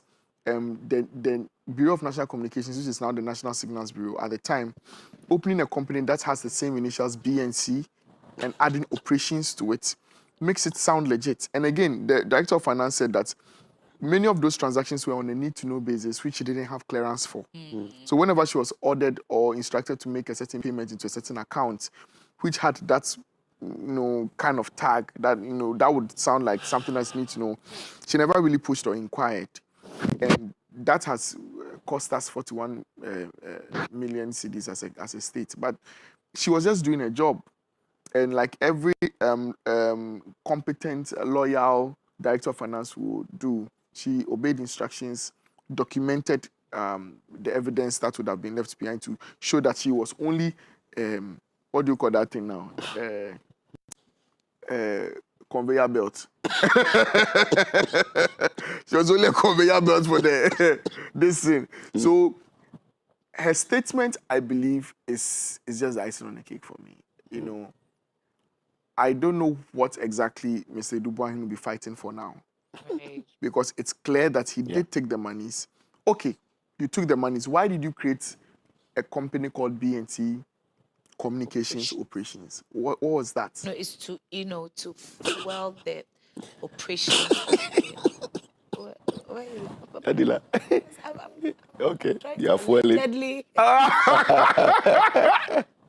It's to fuel the operations of the national. BNC Yeah. Communications Operations. Yes. Hey, But well, don't they have operations department? we do, Yes. we do, and he So has the really. department decided to open a bank account. What's your problem? And it was between UMB and Stanbic. Yes. And I really wonder why it didn't raise any flags back then, because these are really huge sums of money. Well, that also would probably tell that, well, for the banks, such cash flows might not be necessarily No, it's strange to them. Yes, It's but really- it is a private company. BNC Communications Operations is a private company. But it is linked to. Oh, true. It is linked to the national BNC. I and actually has the know. same name, BNC. Exactly. So you would just think, you wouldn't okay, suspect. probably it's just, The man is smart too. Yeah, I yeah. tell you, he's My father always told me that This a is- liar must have a good memory. It's true. That you should be able to connect You are the in dots keep up, yes. real nice. So if you are not true. smart, you can't lie. It's true. You can't keep up. Wow. Reverend Savior. I'm dazed. Man. Well, I know, right? We'll use our Well, wisdom to send when you look at the whole case Yeah. and all that transpired in diverting the money, you could see that this is a clear case that is an intended purpose to really divert the money for what they want to do. As you said, is what an advantage solution they took. You know, they took advantage of the circumstances to enrich themselves. And I think this is not a case for us to for it to be prolonged. We shouldn't wait for it, because all the things show clearly what they intended to do.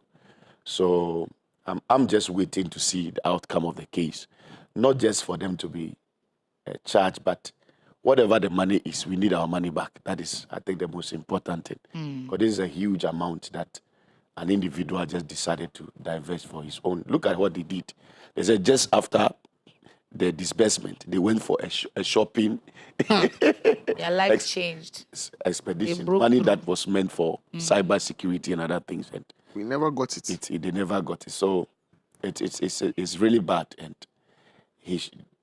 I'm just waiting for the outcome of what happened. Oh, but we already know that. I mean, this is pretty clear. What It's clear, but until the judge pronounced judgment, we don't know Yeah. what will happen. I really hope more evidence will be brought up, more witnesses will be called, because pretty much what they are saying is what we already know, and it's straightforward. I think this is an open and close, open and shut case, Yeah. because the evidence is there. The wife, I don't know exactly what her role is, because maybe she's a signatory to No, the she bill. was Yeah, she assisting. is. She was assisting. And if that's with her. the case, then I mean, we all know what should happen. We all know what should I happen. mean, if you're my husband and you want to do Form a something, company right, and illicit, make me and an you want to assistant. open a company, you could just open it in my name. That would be very cruel, especially if I know it's illicit. And the husband's role is to protect the wife. You don't rope her into criminal activities. Who should go and be criminal so that you spend the money? Well, Let's do it together. that's your original role as a husband, to provide. Yes, and If you've to decided keep to you be a around. The criminal role. prophet told the woman, the widow, to keep her children around while she was pouring the oil in the Yes. So you have to keep your wife around the illicit Like, things, so that when boy. you are caught, you can go together. Love me, love my dog. Or it's not even like I'm going to be in the same jail. There's male session and female session. What's the use of all They this? will have visiting It's time. high time we turn on the scapegoat switch, Yeah. so that They will have certain visiting things are time, please. They will sign visiting SDF time, and conjugal meet- visits. Then we shall see. Well, yeah, as much as some people are not happy about the whole Edubuahin case that's going on, we need our monies, right? Nurses also need their monies. We've had enough of using human lives as collateral and as bargaining chips. You are withdrawing They've emergency withdrawn services because of what? services, everything, emergency services, which is like the most important, if you ask me. Why? And even OPD, if your head is aching, you can have it, you can go to the hospital, and that's it. Even though it's not all of them that have agreed to do so, it has become medical emergency services. Yeah. You are withdrawing that, just so that people will die. Actually, and then let me take you through the chat. So it's a properly planned activity. June 2nd to 3rd, 2025. Nurses and midwives will wear red bands and headbands to protest. June 4th to 8th, 2025, withdrawal of outpatient department services. Then from June 9 to June 9, 2025, from then on, there'll be total withdrawal of all nursing and midwifery services nationwide. So the Ministry of Health, in responding to this action, reiterated its appeal to the association to please rescind your decision, but to no avail. So that's where we are now. So people must die to drive home their point. People must lose their lives so that we get serious about paying them their monies. See, there are certain professions when you are getting into, you know that money should not be your priority. Even though you should be remunerated properly, you should be compensated very well, because it's very risky, it's very demanding, it takes a toll on psychology and everything. Money you don't use. Just imagine the police says, we don't like our pay, we won't go to work. The police. Do you know what will happen in this country? No, they'll go. The police, they'll go. Have you ever even heard of a police strike before? Have you heard of that before? They always call. Have you ever been to a police barracks before? Have you seen it? How the police barracks are? They are always complaining about accommodation. Have you ever heard them say, we are going on strike, we will not work? You need to understand the importance of the role you are playing in the national development, and don't be silly. You have to go to work. And look, we know that we have to pay the monies that we have to pay. We need to pay doctors, we need to pay firemen. The other time when the fire PRO was here, they are always putting their lives at risk. And even the basic things to help them to fight fires, they don't have it. Do you ever hear them say, we are not going because, and if a fire is burning somewhere, we will not go, just so that the government gets the message that, nurses, we beg you in the name of God. What you do for us is too important. Sometimes doctors, doctors are not enough. The doctor to patient ratio is very big. So we already don't have it. There are even CHIPS compounds and health facilities in some rural areas that is a midwife that is at the head of the CHIPS compound. There's a PA that's the head of the CHIPS compound. So if you say you're withdrawing all these services, what are you going to do to us? We beg you. It's bordering on anger for me, because it's almost as if we want to drive our message across regardless the cost and the consequence. Is that what Florence Nightingale did? Is that what she did? It was money over everything, money over human lives. You see, no problem. You punish us anyhow you deem fit. When you have your monies, come back to work, and we'll be looking at you. Already, you come and watch Kumkum Bagya at the reception. We haven't been talking. And filing your nails. And you've been filing your nails at the reception. We don't talk. When we complain to you, don't listen, and you come and give us long grammar. Now, because you say we've not paid, no problem. It's painful. It's sad. It's painful. They shouldn't do that. Doctors, nurses, physician assistants, lab technicians. You shouldn't. What are you striking for? There must be other ways you can vent. There should be other methods you can do this that will not use human lives as collateral. It's not cool. Because it's the not nice. Labour minister also promised that these concerns will be sorted out. Also because it's not stemming from now, it's from the erstwhile administration, all these promises that were made. So they are now trying to find exactly what the contract is between them and the government, and then see, okay, has these things been signed? What's the date? How much do we owe? How can we look at how we can disburse the funds? But they just wouldn't have it. So the government should be fast. What is the delay for? What's the delay for? It's sad. As you were speaking, I was saying that, one, you can't use human lives to negotiate your condition of service. Exactly. I was passing the hospital and I saw some nurses with some red band, and I was asking what is going on. At your place. Yes, I was asking what really is going on. And they were, as you just said, they were telling me they will be going on strike soon, advocating excited for their about it. conditions of services. And they were smiling while they were speaking. No, right? the issue is that it's not basically them, but when the directive come from their Above, bosses, right. they are under obligation to also obey, yeah, because one, personally, they may not be happy favor, in exactly. favor with it. But so for us, the head have given such Understandable. such a directive. They are under obligation to respond. And I think that it is high time we don't play politics with health issues. Because when you go every morning, for instance, when you just pass to any public hospital, you see the number of people that are lined up for OPD services and all these kind of emergency services.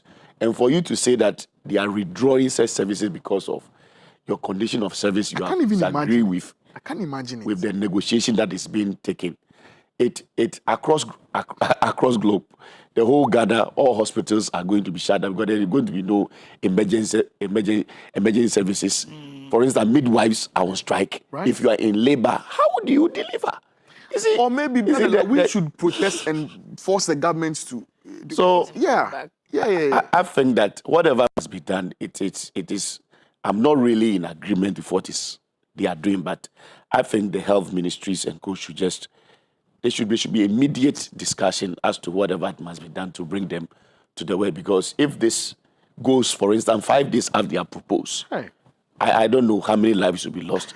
I don't know how many people that with underlying conditions that their sickness may aggravate to other things. So the ones that take care because of when you look at the roles of nursing in the health sector, it's very, very, critical. very critical. Because sometimes you go to the hospital, you don't see a doctor, but the nurse may, one way or the other, help you with some first aid, give you some counseling and other things. So I think the government should take this thing up seriously. Exactly. Those that must be put, sat down and discussed so that they call off the strike action. They should do that immediately. Mr. Kando, please. The way you were storming hospitals, going, coming. This is an ultra emergency. This it's not just an emergency.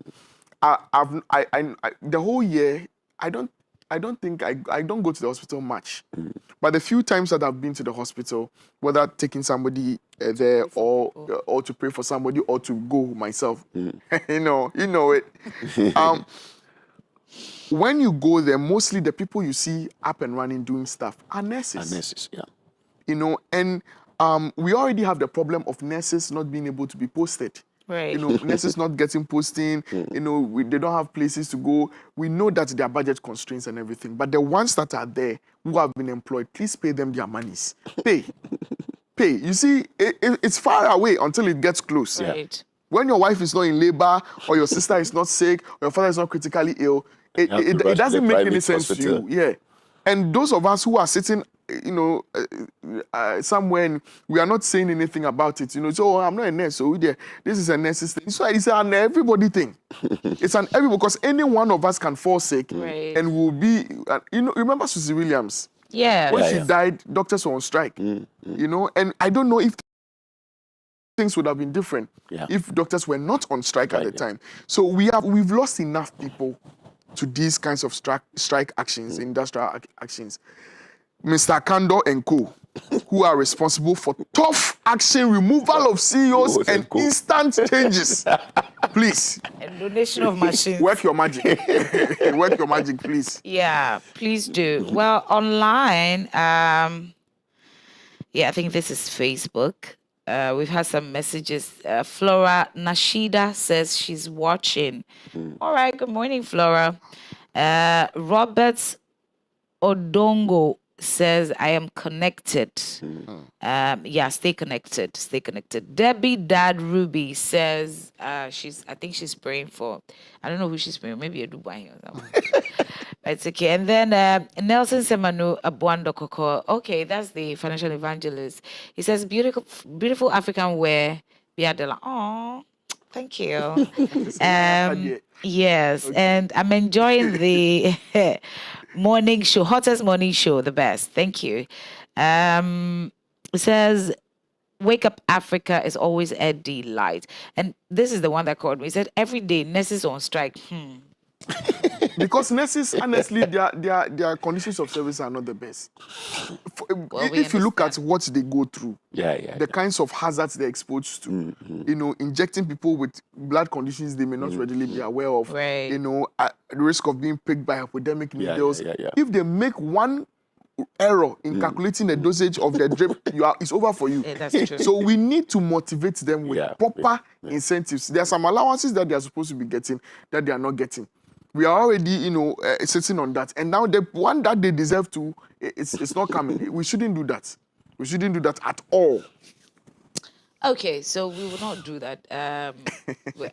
I know that this is a listening government, so I'm sure they are listening to us, and they are trying to get things right. It's not that negotiations haven't gone on, or some sort of conversations haven't gone on. So let's see how that comes through. Yes, at speed. But as at yesterday in Parliament, I want to touch on it real quick.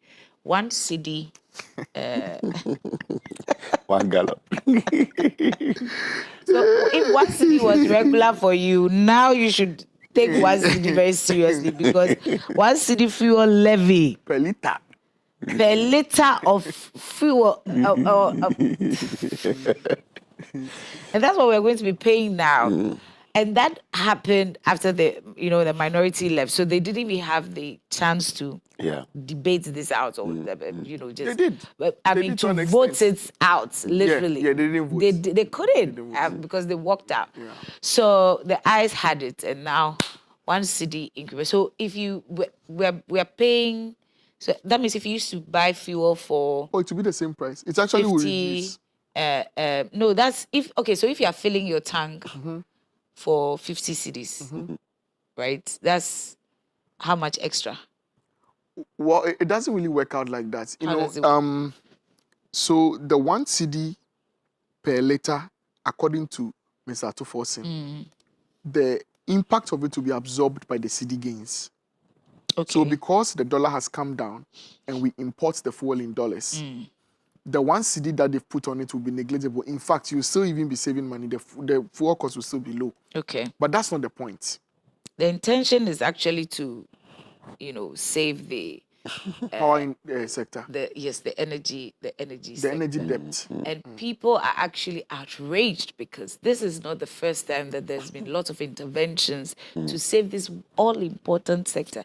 And nothing seems to be working. But this debt was accrued by the previous government. So it's a legacy debt. Okay. It's a debt they inherited. And they're trying to raise quick money to solve offset it, right? offset some of the debt. Before this government came, what this government is saying is that the previous government wasn't servicing the debts. So there is a lot of build-up. The debt is sky high. And they want to be able to raise funds. That's why some people were very amazed when they came and they said, we are cancelling this tax, we are cancelling that tax. They're like, yo. How are you going to, exactly. How are you going to solve all debt? of that? No. So yesterday, Mr. What's his name now? The minority leader. Afenyo Markin. Mr. Afenyo Markin was saying that they've taken away E-levy and reintroduced E-levy. Yes. Because they've taken electronic levy and reintroduced energy levy. Yeah. It's like patting us with one hand and slapping us with the other. Right. I don't see it to be like that, because the difference between right now and back then was the cost of living was high. The dollar was appreciating really quick. The cedi was depreciating. Food costs and inflation went up. And then, in addition to all that, there were taxes, various taxes, COVID tax, levy, this, that. The difference between then and now is that the dollar has depreciated, the cedi has appreciated, inflation has come down, and then even fuel prices have gone down like 3-4 times now. Yes. So it's consecutive. It's not so much of a big deal for me, if you ask me, especially because the prices are not going to be affected still. You will not even feel it. But are you feeling the reduction? Yes, the reduction. You are? The same amount gets you see far that more. it's okay. Well, you had the comments on there. No, I wanted to find out, because you see, some people are actually talking about the fact that they cannot fully tell how these reductions. I'm talking bread and butter things. It's not even about how much your fuel and all of that, right? Some people are still saying prices have not really changed, aside the what's the name? Transport fares that have reduced. prices have- Even transport fares are all of supposed to that. reduce fare that drivers are refusing to reduce. Exactly. Yeah. So some people are still saying that, okay, things are still expensive. That's because people are being unreasonable. And With- because with we are respect to unable to consumer prices. regulate their pricing. You know, today is June 4th. Yes. Oh, yes. you remember June 4th? Which story was I reading? I think with the previous story, when I was reading, I mentioned June 4th, and then it clicked, and then I just, didn't Kalabule want to- prices and regulation. I didn't We want don't want to get there. to We get don't want to get into there. that. Well, this is the reason for it. Let me just read it to you real quick. So Parliament has approved the Energy Sector Levy Amendment Bill 2025, introducing one Ghana cedi levy on petroleum products. The controversial bill intended to raise additional revenue to address the nation's crippling energy sector debt and ensure stable power supply, which is needed for the 24-hour economy, was passed late Tuesday, right? Yes. So now the finance minister, Dr. Kassel Atofosing, has laid a bill under the certificate of urgency, stated that the energy sector's total indebtedness stands at, and listen carefully, $3.1 billion as of March 2020. Why did we go to IMF if we have this amount of money? Now, he further explained that a minimum of 3.7 billion is required to fully clear this debt, with an additional 1.2 million needed to procure essential fuel for thermal power generation throughout 2025, which means that if we are able to accrue this money and clear that debt, the entire year we should have power supply. Yeah. Now, the minister assured Parliament that the impact of the new levy on ex-pump prices would be absorbed by the gains made from the strong performance of the Ghana cedi, meaning consumers would not experience an immediate price hike. However, the minority caucus vehemently opposed the bill, which is expected, describing it as an inappropriate burden on Ghanaians.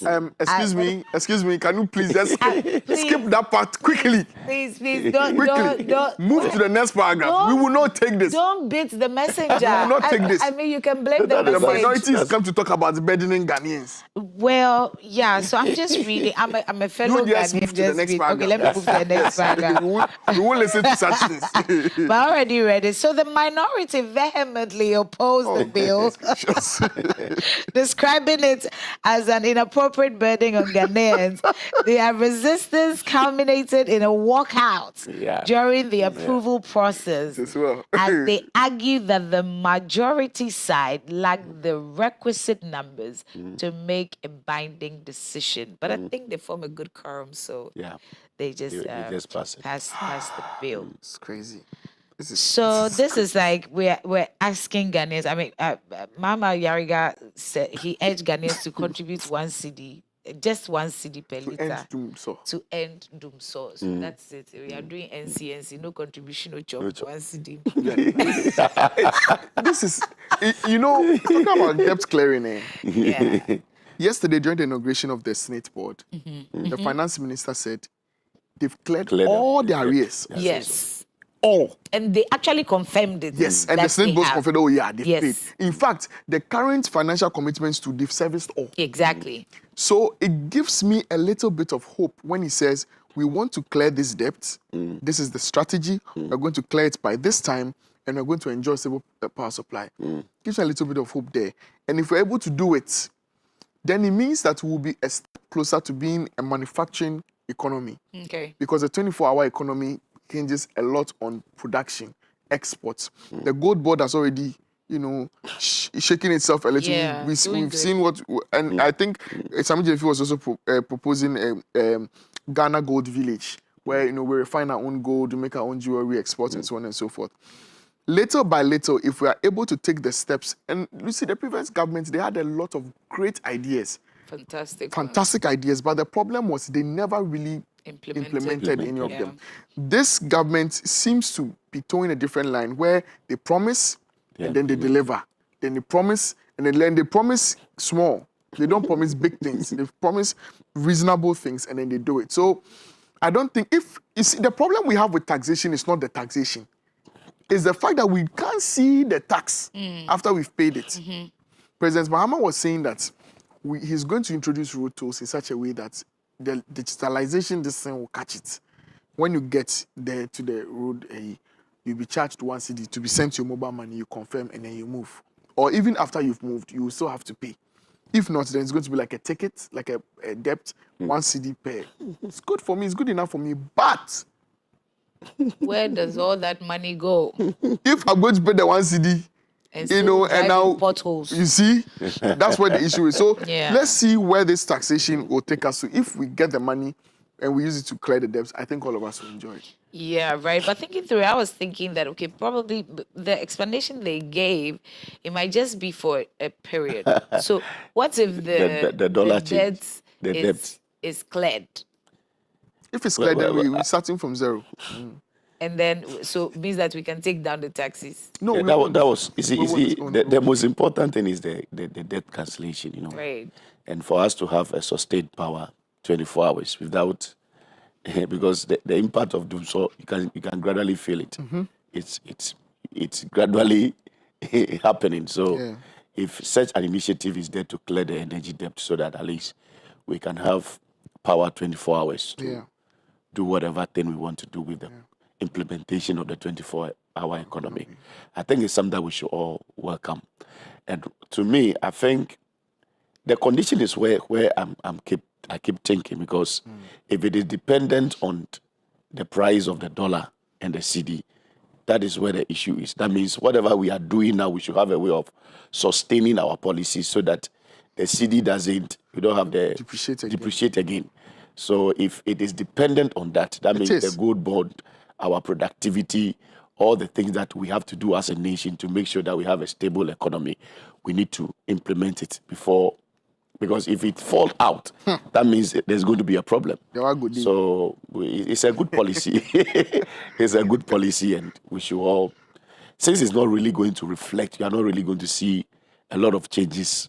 For instance, people were thinking that it's going to be like when you buy a fuel of 50 Ghana cedis, you are contributing. Yes, it's not like, it's not significant like that. So I think it's a good policy that we should all be happy about, that in the next days to come, there will be no doomsday in Ghana. If that's true, then that's what it means, right? Yes. We are waiting. You know, Nigerians, when they come to Ghana, even in this, I say that we are complaining, you're like, hey, wow. No, this place is actually diaspora for them. I feel like something is working Ghana, good. Like I've traveled. We are owing $3.1 billion. I mean, but look at that. The population is huge. What was that? I think 2 days ago there was news about how they are going to borrow, I think, some billions of dollars to inject into their economy. Nigeria? Yes. The African giant. Yes. Yes. Wow. So it's not even a joke. So yes, well. we're doing pretty okay. It's just one conversation at a time that we all say. We're just looking forward to a better Ghana. Let me take your last words before we sign out. Who do I start with? The man in what's this color? I don't know. The other so Reverend Savior. Well, I think the issue of indiscipline is on the increase, and it bothers me so much at the way at which the church is being looked at. Anytime there is an issue of indiscipline, the people are always church individuals, people that are church leaders and other things. It comes to the fact that there are certain values that the church is not really inculcating into society. So for me, if you're a Christian, if you're a believer, the Bible said we are the light of the world. We are the salt of the world. It said, let your light so shine so that men will give glory to God. So irrespective of the institution you are, irrespective of wherever you find yourself, be a believer, be a Christian, do what is right, abhor principles that are of integrity. Don't just live anyhow to bring shame to the body of Christ, because you are a representative of Christ. You are an ambassador of the kingdom. So all Christians that are in state institutions, we shouldn't have issues like, for instance, our Kenoforiata, all those people, Dubuahini, all these people. And these are Christians. So we should all be good examples. We should really abhor our Christian principles and rights so that people that are unbelievers will not keep pointing finger, look at them, they are Christians, and look at the kind of things they are doing. So it falls on us as believers rather to influence the world, to set the precedent for others to follow. Yeah. Love it. Yeah. I'm always on my campaign for the next day. Right. You know, we need to secure the next generation. And we need to secure the next generation by making proper choices. You know, I read a story about pensions and the fact that basic pensions have been increased by, I think it was 18% or 20-something percent. You know, and I was like, oh, wow, pension payouts have increased. That's a good thing. Only for me to go and check the amount. And it had increased from 300 cedis to 390-something, so 394 cedis. And I said, what? Every month as a pensioner, I'm going to be getting 394 Less than 400. After working for 25 years, 30 years. Look, we need to start educating the next generation on basic life choices and decisions. If we are going to make the next few years better for us, it will have to start from the people that we are influencing right now. So let's not be too selfish. That bishop always tells us that legacy has more to do with the impact you make in the life of others rather than what you accrue for yourself. Yeah. So let's be more focused on building the next generation. Let's make better choices and let's take responsibility for the next generation and the quality of their lives. Glory to God. Yeah, amen. God is good all the time. So thank you so much, Pastor Bernard Adi, forensic scientist and social analyst. Shh, he's working for you. And then Reverend Xavier Demoji, clinical engineer, head of biomedical Lekma Hospital. Ish. It's a big post. It's a huge one. Wow. An assistant pastor at the Action Chapel. Well, thank you so much. We're praying that these conversations will help shape our nation for the better. Yeah. Well, like Pastor Badi said, it's about the next generation. What investments are you making for the next generation? There's going to be a financial session today. We're learning the marketplace language. And you don't want to go to the marketplace as a Christian who's speaking in tongues. So there's a language for that one. Pray in tongues at home, but get to the marketplace and speak right and make some dollars. We'll spend the billions. We'll spend for Jesus. Yes, we'll spend for Jesus. So that's going to be coming up real soon. But let's say thank you to the Bank Hospital for supporting the morning show. And also Gino Tomato Mix. Makes your food taste so great. Enjoy all the richness. It's red, it's thick, and it's amazing. And you want to do good food with Gino Tomato Mix. Right now, though, we're ready to know what's happening in the space of technology and also on social media. This is Tech and Trends.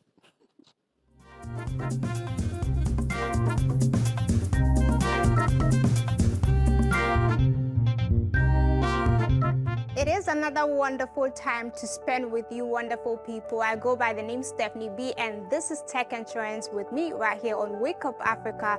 On Tech and Trends today, we're going to give you items of entertainment and technological value. First off, in tech, we are going to explore some techs that help us to pick perfumes and also Google's inclusion of Ghanaian languages into its search experience. So stay tuned, and when we come back, we'll serve you sweets.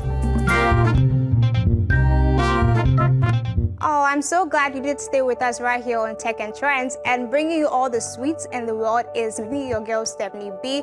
And on today, moving straight into tech, we will be exploring a tech that helps us or recommends perfumes for us. And yes, I'm sure like me, you've been wondering if there's actually a tech that helps with recommendation of perfumes, or a tech that could actually sense a particular smell and give you actual information about it. Well, we're actually close to that. There is a video by the BBC giving us an idea of this particular tech. Let's check it out. This is a smelling machine from Scent XP. It can individually diffuse 80 different fragrances or layer them up to create more than 3,000 different combinations. When you try 1, 2, 3 perfumes, your nose saturates and you cannot smell anymore. It's confusing to find the perfumes to try. You take little papers, you don't know which one belongs to which perfume, but really, you cannot smell anymore. The machine you see there can lay at precise proportions. For example, give me a citrus base with a floral accord, 80-20 or 50-50. Or what about a woody with a little touch of aquatic? So I'm going to try and find a perfume using the scents that I already know that I like. So for example, zesty citrus. I select that. And what I can smell is like a little waft of lemon and orange coming out. That's really nice. And there you go. I haven't had to spray anything on me. I haven't had to take any little bits of card. Here are the recommendations. And the best bit is I can even smell them. So let's say I try this one.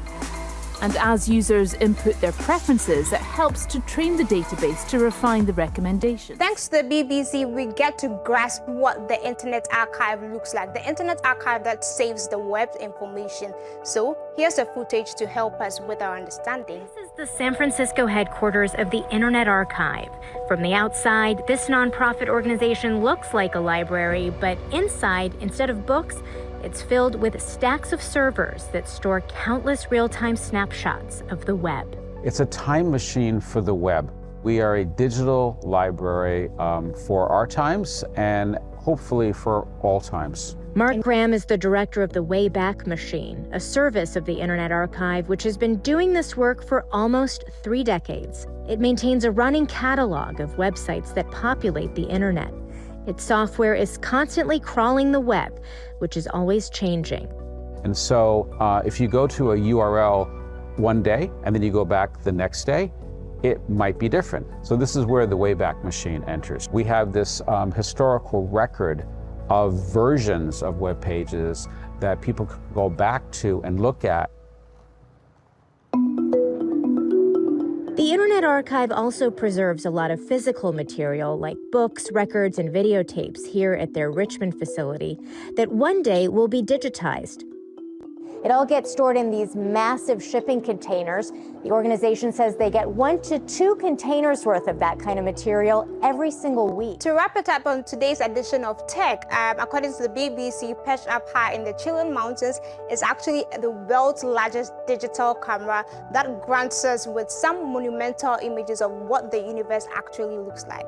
So let's enjoy these photos of what our universe looks like. A star is born. These stunning images taken by the James Webb Telescope have provided never-before-seen insights into our universe. And now there'll be a new eye to the sky.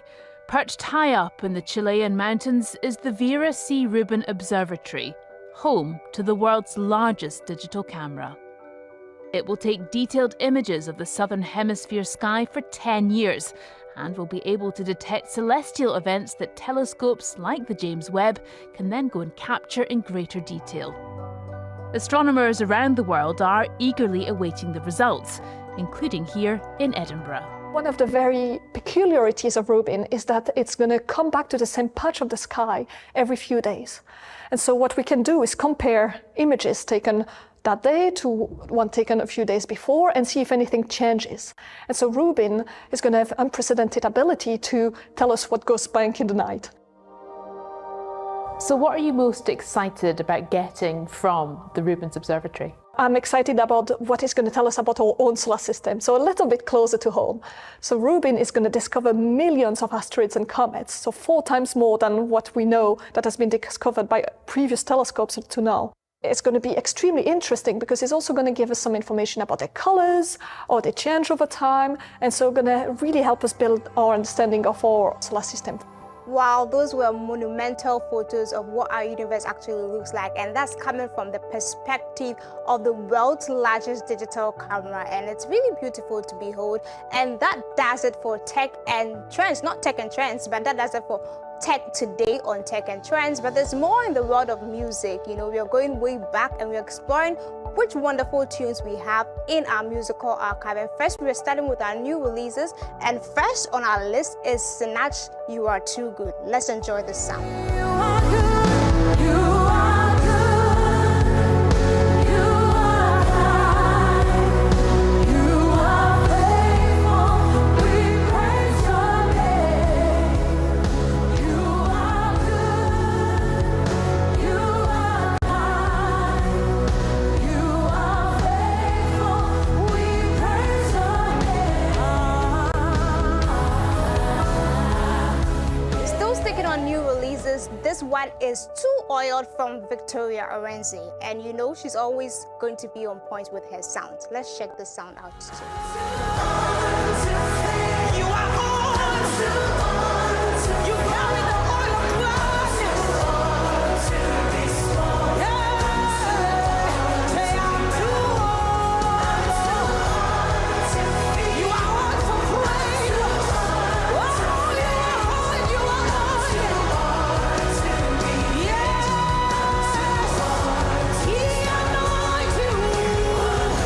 Well, we are still in our musical archives, and I promised, or I hinted, that we are going to go back into time and come up with some of the wonderful tunes that reigned during those times and even still now. And we're starting with Won't Go Back by William McDowell.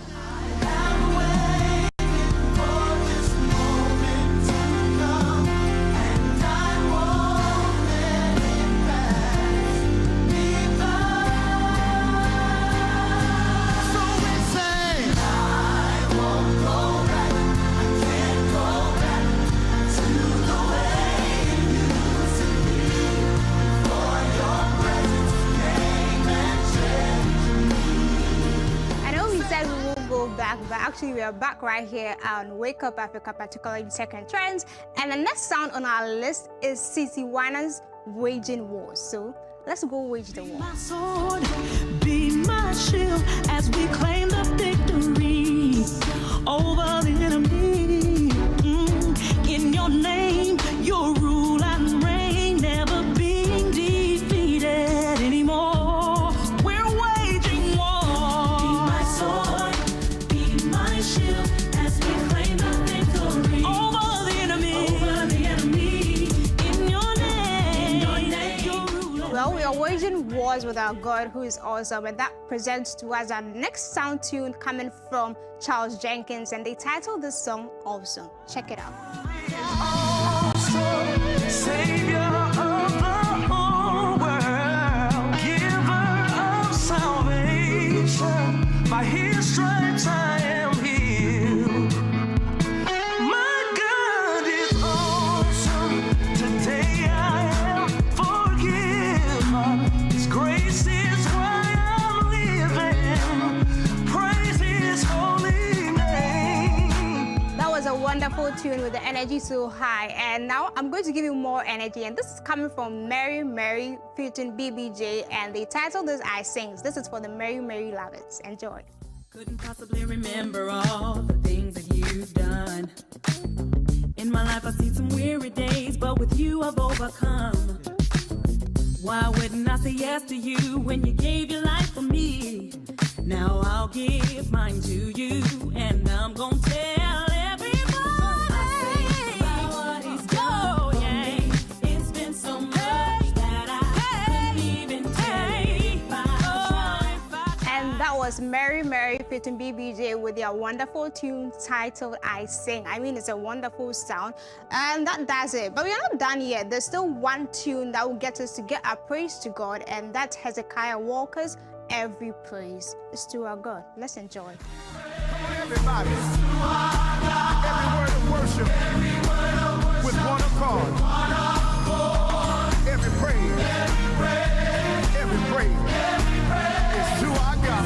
I don't care how you're feeling right now. Sing hallelujah to our God. Glory, hallelujah is to our God. Every praise.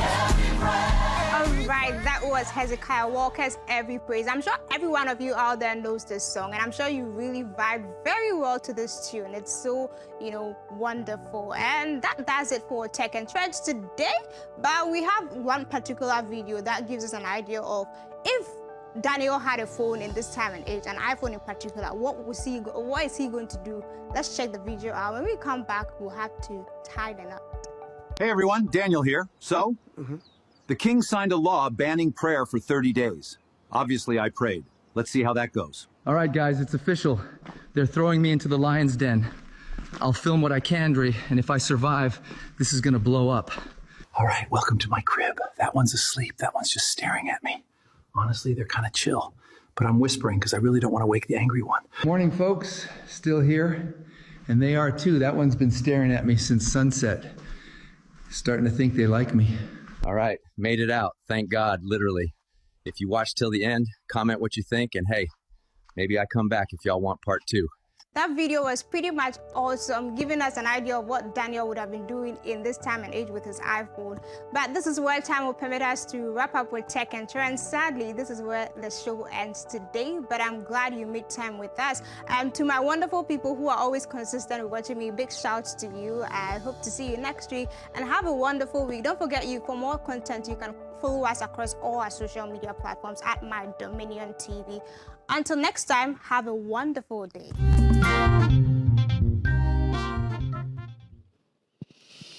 Great. So, Steffi B, looking all corporate and nice. I think it really looks good on you, Steffi.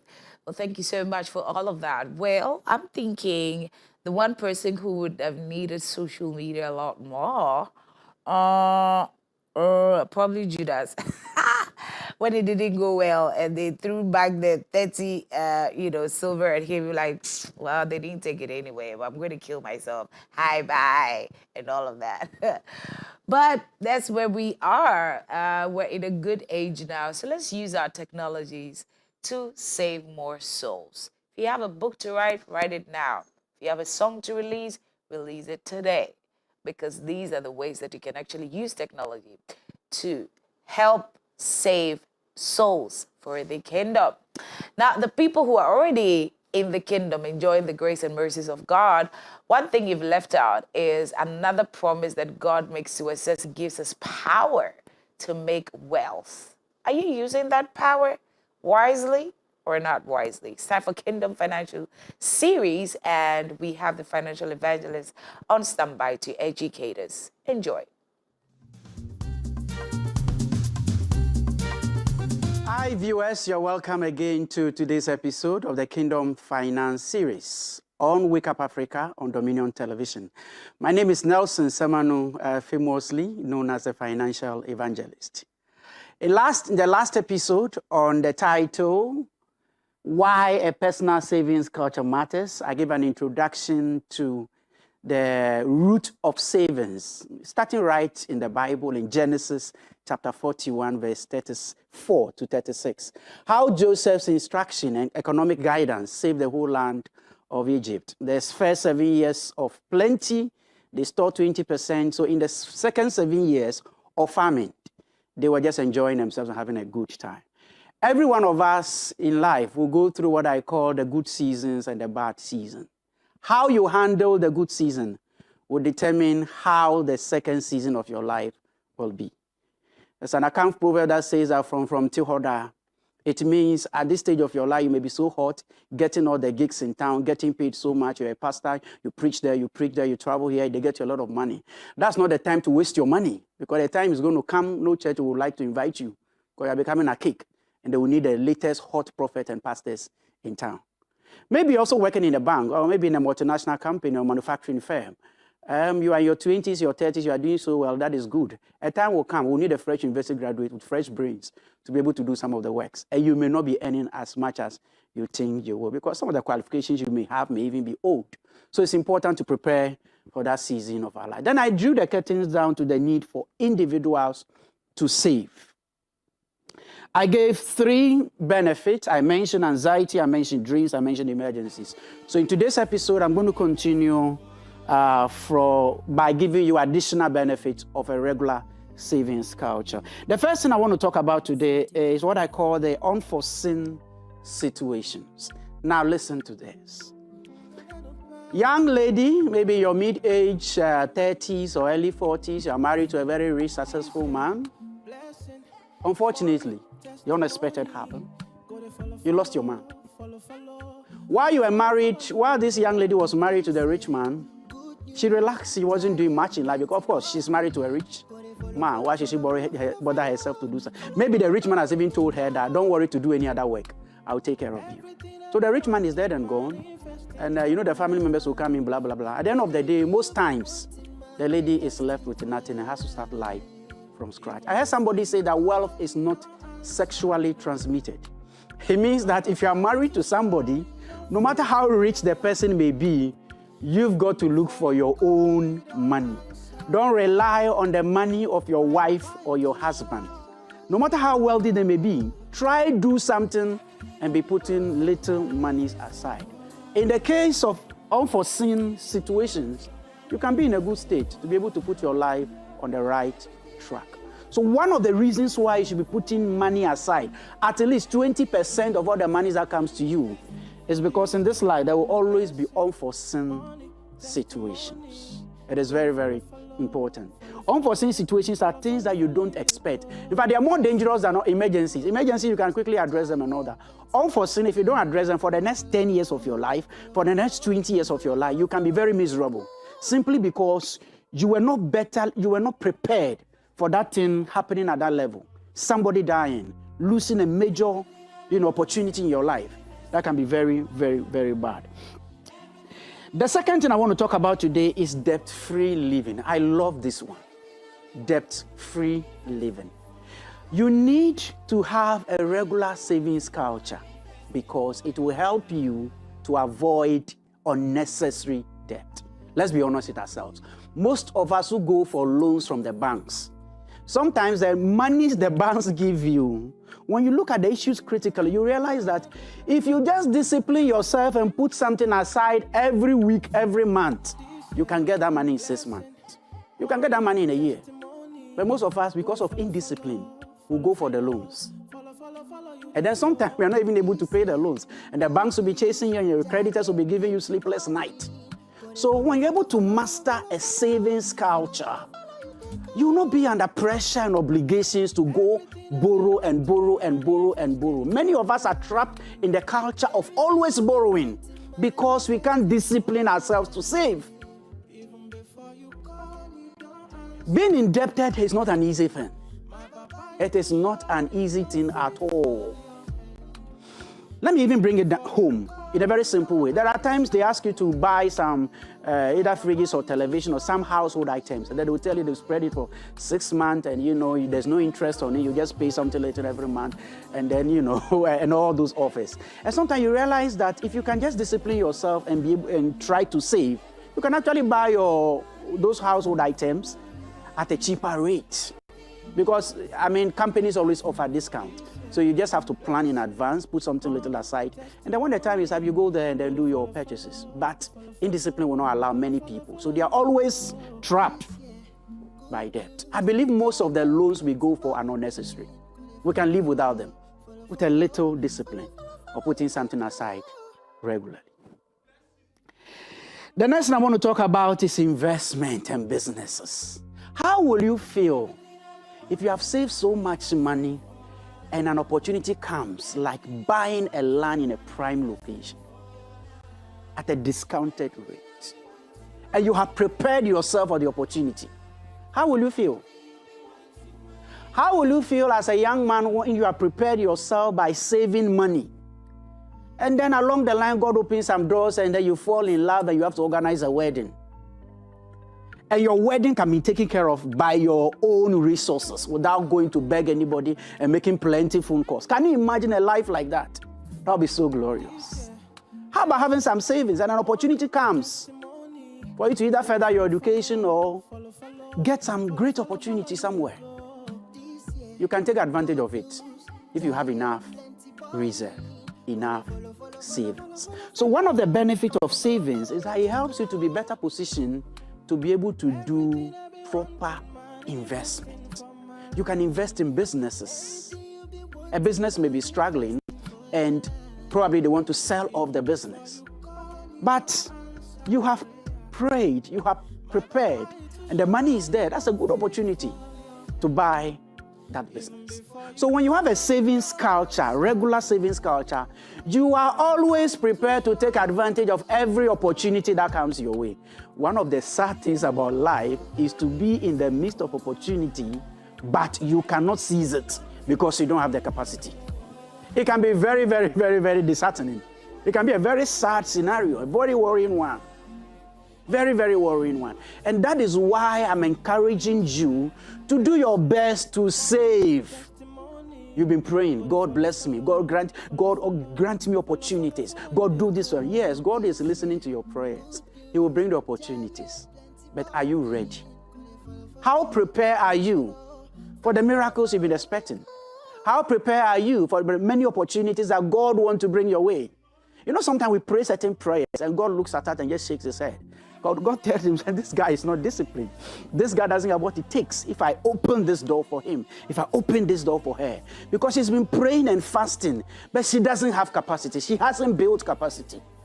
It is time to build financial capacity. In my last episode, I mentioned that it is important to save money to use to push your own dreams because no one believes in that dream more than yourself. And if you don't save and you're always relying on family members and my pastor and my uncle and my auntie in US and then my brother in Italy and all that will help me, I have lived a few years on earth and I can remember, I can easily recollect how people will tell you stories when it comes to you needing money to be able to do certain things in your life. And that's why I want to encourage you that you take that culture of savings a bit more serious, because it can position you to be able to take advantage of the many, many opportunities that God brings our way. There are people who have become very successful, very wealthy today, not simply because they are too smart, they are too intelligent, or they've done something special per se, but it is basically because these people have been able to put something aside regularly and the right opportunity found them. I want to read something in Proverbs chapter 21, verse 20. It says, there is treasure to be desired and oil in the dwelling of the wise, but a foolish man spends it all. There is oil in the dwelling of the wise, but a foolish man spends it all. A foolish woman spends it all. What's the Bible talking about? Proverbs 21, verse 20. The Bible is saying that it is only a foolish person who spends all his income. So you are paid salary on 25th. By the 5th of next month, all the salary is gone. That is complete foolishness. Not me saying it too. It's right here in the Bible in Proverbs chapter 21, verse 20. Your salary should be able to, your salary cannot finish in 5 days or 1 week. It is not a wise thing, and that is not how God wants us to live our lives. God wants us to be well planned. God wants us to be better positioned to be able to handle the resources he gives us well. And so God is not happy with people who squander things. Money comes your way, you finish everything. You wear all the best dresses, all the designer wears in town, but you don't have a plot of land. What kind of life is this? What kind of life is this? Everything you have to go and borrow it. And the people who like borrowing are the ones who like living big. They look very flashy and very nice. The most expensive hairs, the bone straight hair, that is the one they wear. They'll go and do their lips, they'll go and do other parts of their body and enlarge some. But there is no reserve anywhere. Probably they are just portraying themselves as many African countries who buy all the biggest and the most expensive cars, that sometimes those who are even richer than them, those countries are afraid to use them. And they live very lavishly, always looking shepherd. But there is nothing anywhere. That is not God's will for us. The will of God for us is that we will not spend things, we will not waste things. We'll be able to save enough so that our future will be glorious. Again, I'm still in the book of Proverbs, in Proverbs chapter 13, verse 11. It says, wealth gotten by vanity shall be diminished, but he that gathereth by labor shall greatly increase. I love this.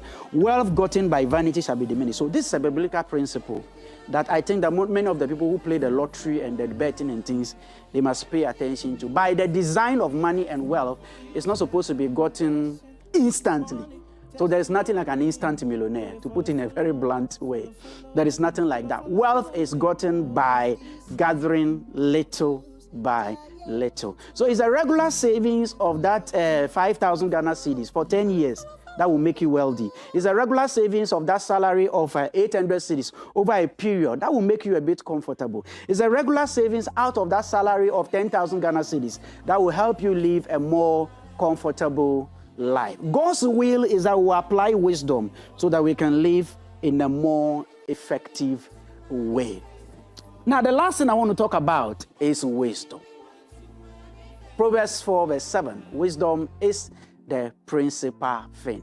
And therefore, in all you're getting, get understanding. That's Proverbs chapter 4 verse 7 and 8. Proverbs chapter 2 verse 6 said the Lord gives wisdom. Out of his mouth comes knowledge and understanding. So what am I talking about? I'm saying that regular savings is a sign of wisdom.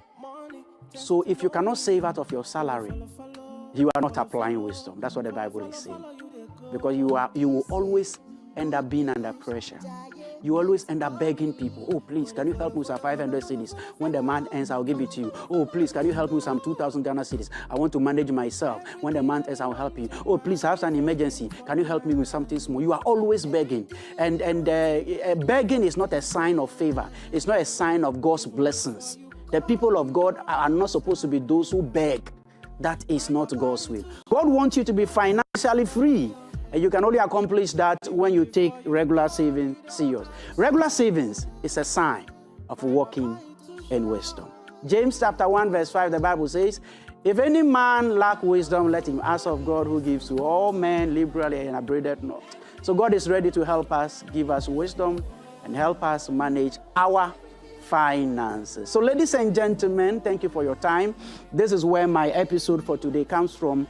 I've been talking about the benefit of having regular savings. I mentioned that it will help you to take care of unforeseen situations, which happens to all of us. It doesn't matter who you are.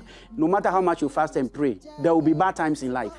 You must be prepared for it. Any child that is preaching that and telling you everything will be fine, you are favored, your case is different, they are deceiving you. This is life. The next one is debt-free living. If you don't want to buy things under interest and all the pressure that comes with repayment, please put money aside for yourself. Then I also spoke about investment. Business opportunities will always come. You've got to be prepared. And lastly, saving is a sign of wisdom. Thank you so much, and God bless you for making time with me on today's episode. My name is the Financial Evangelist.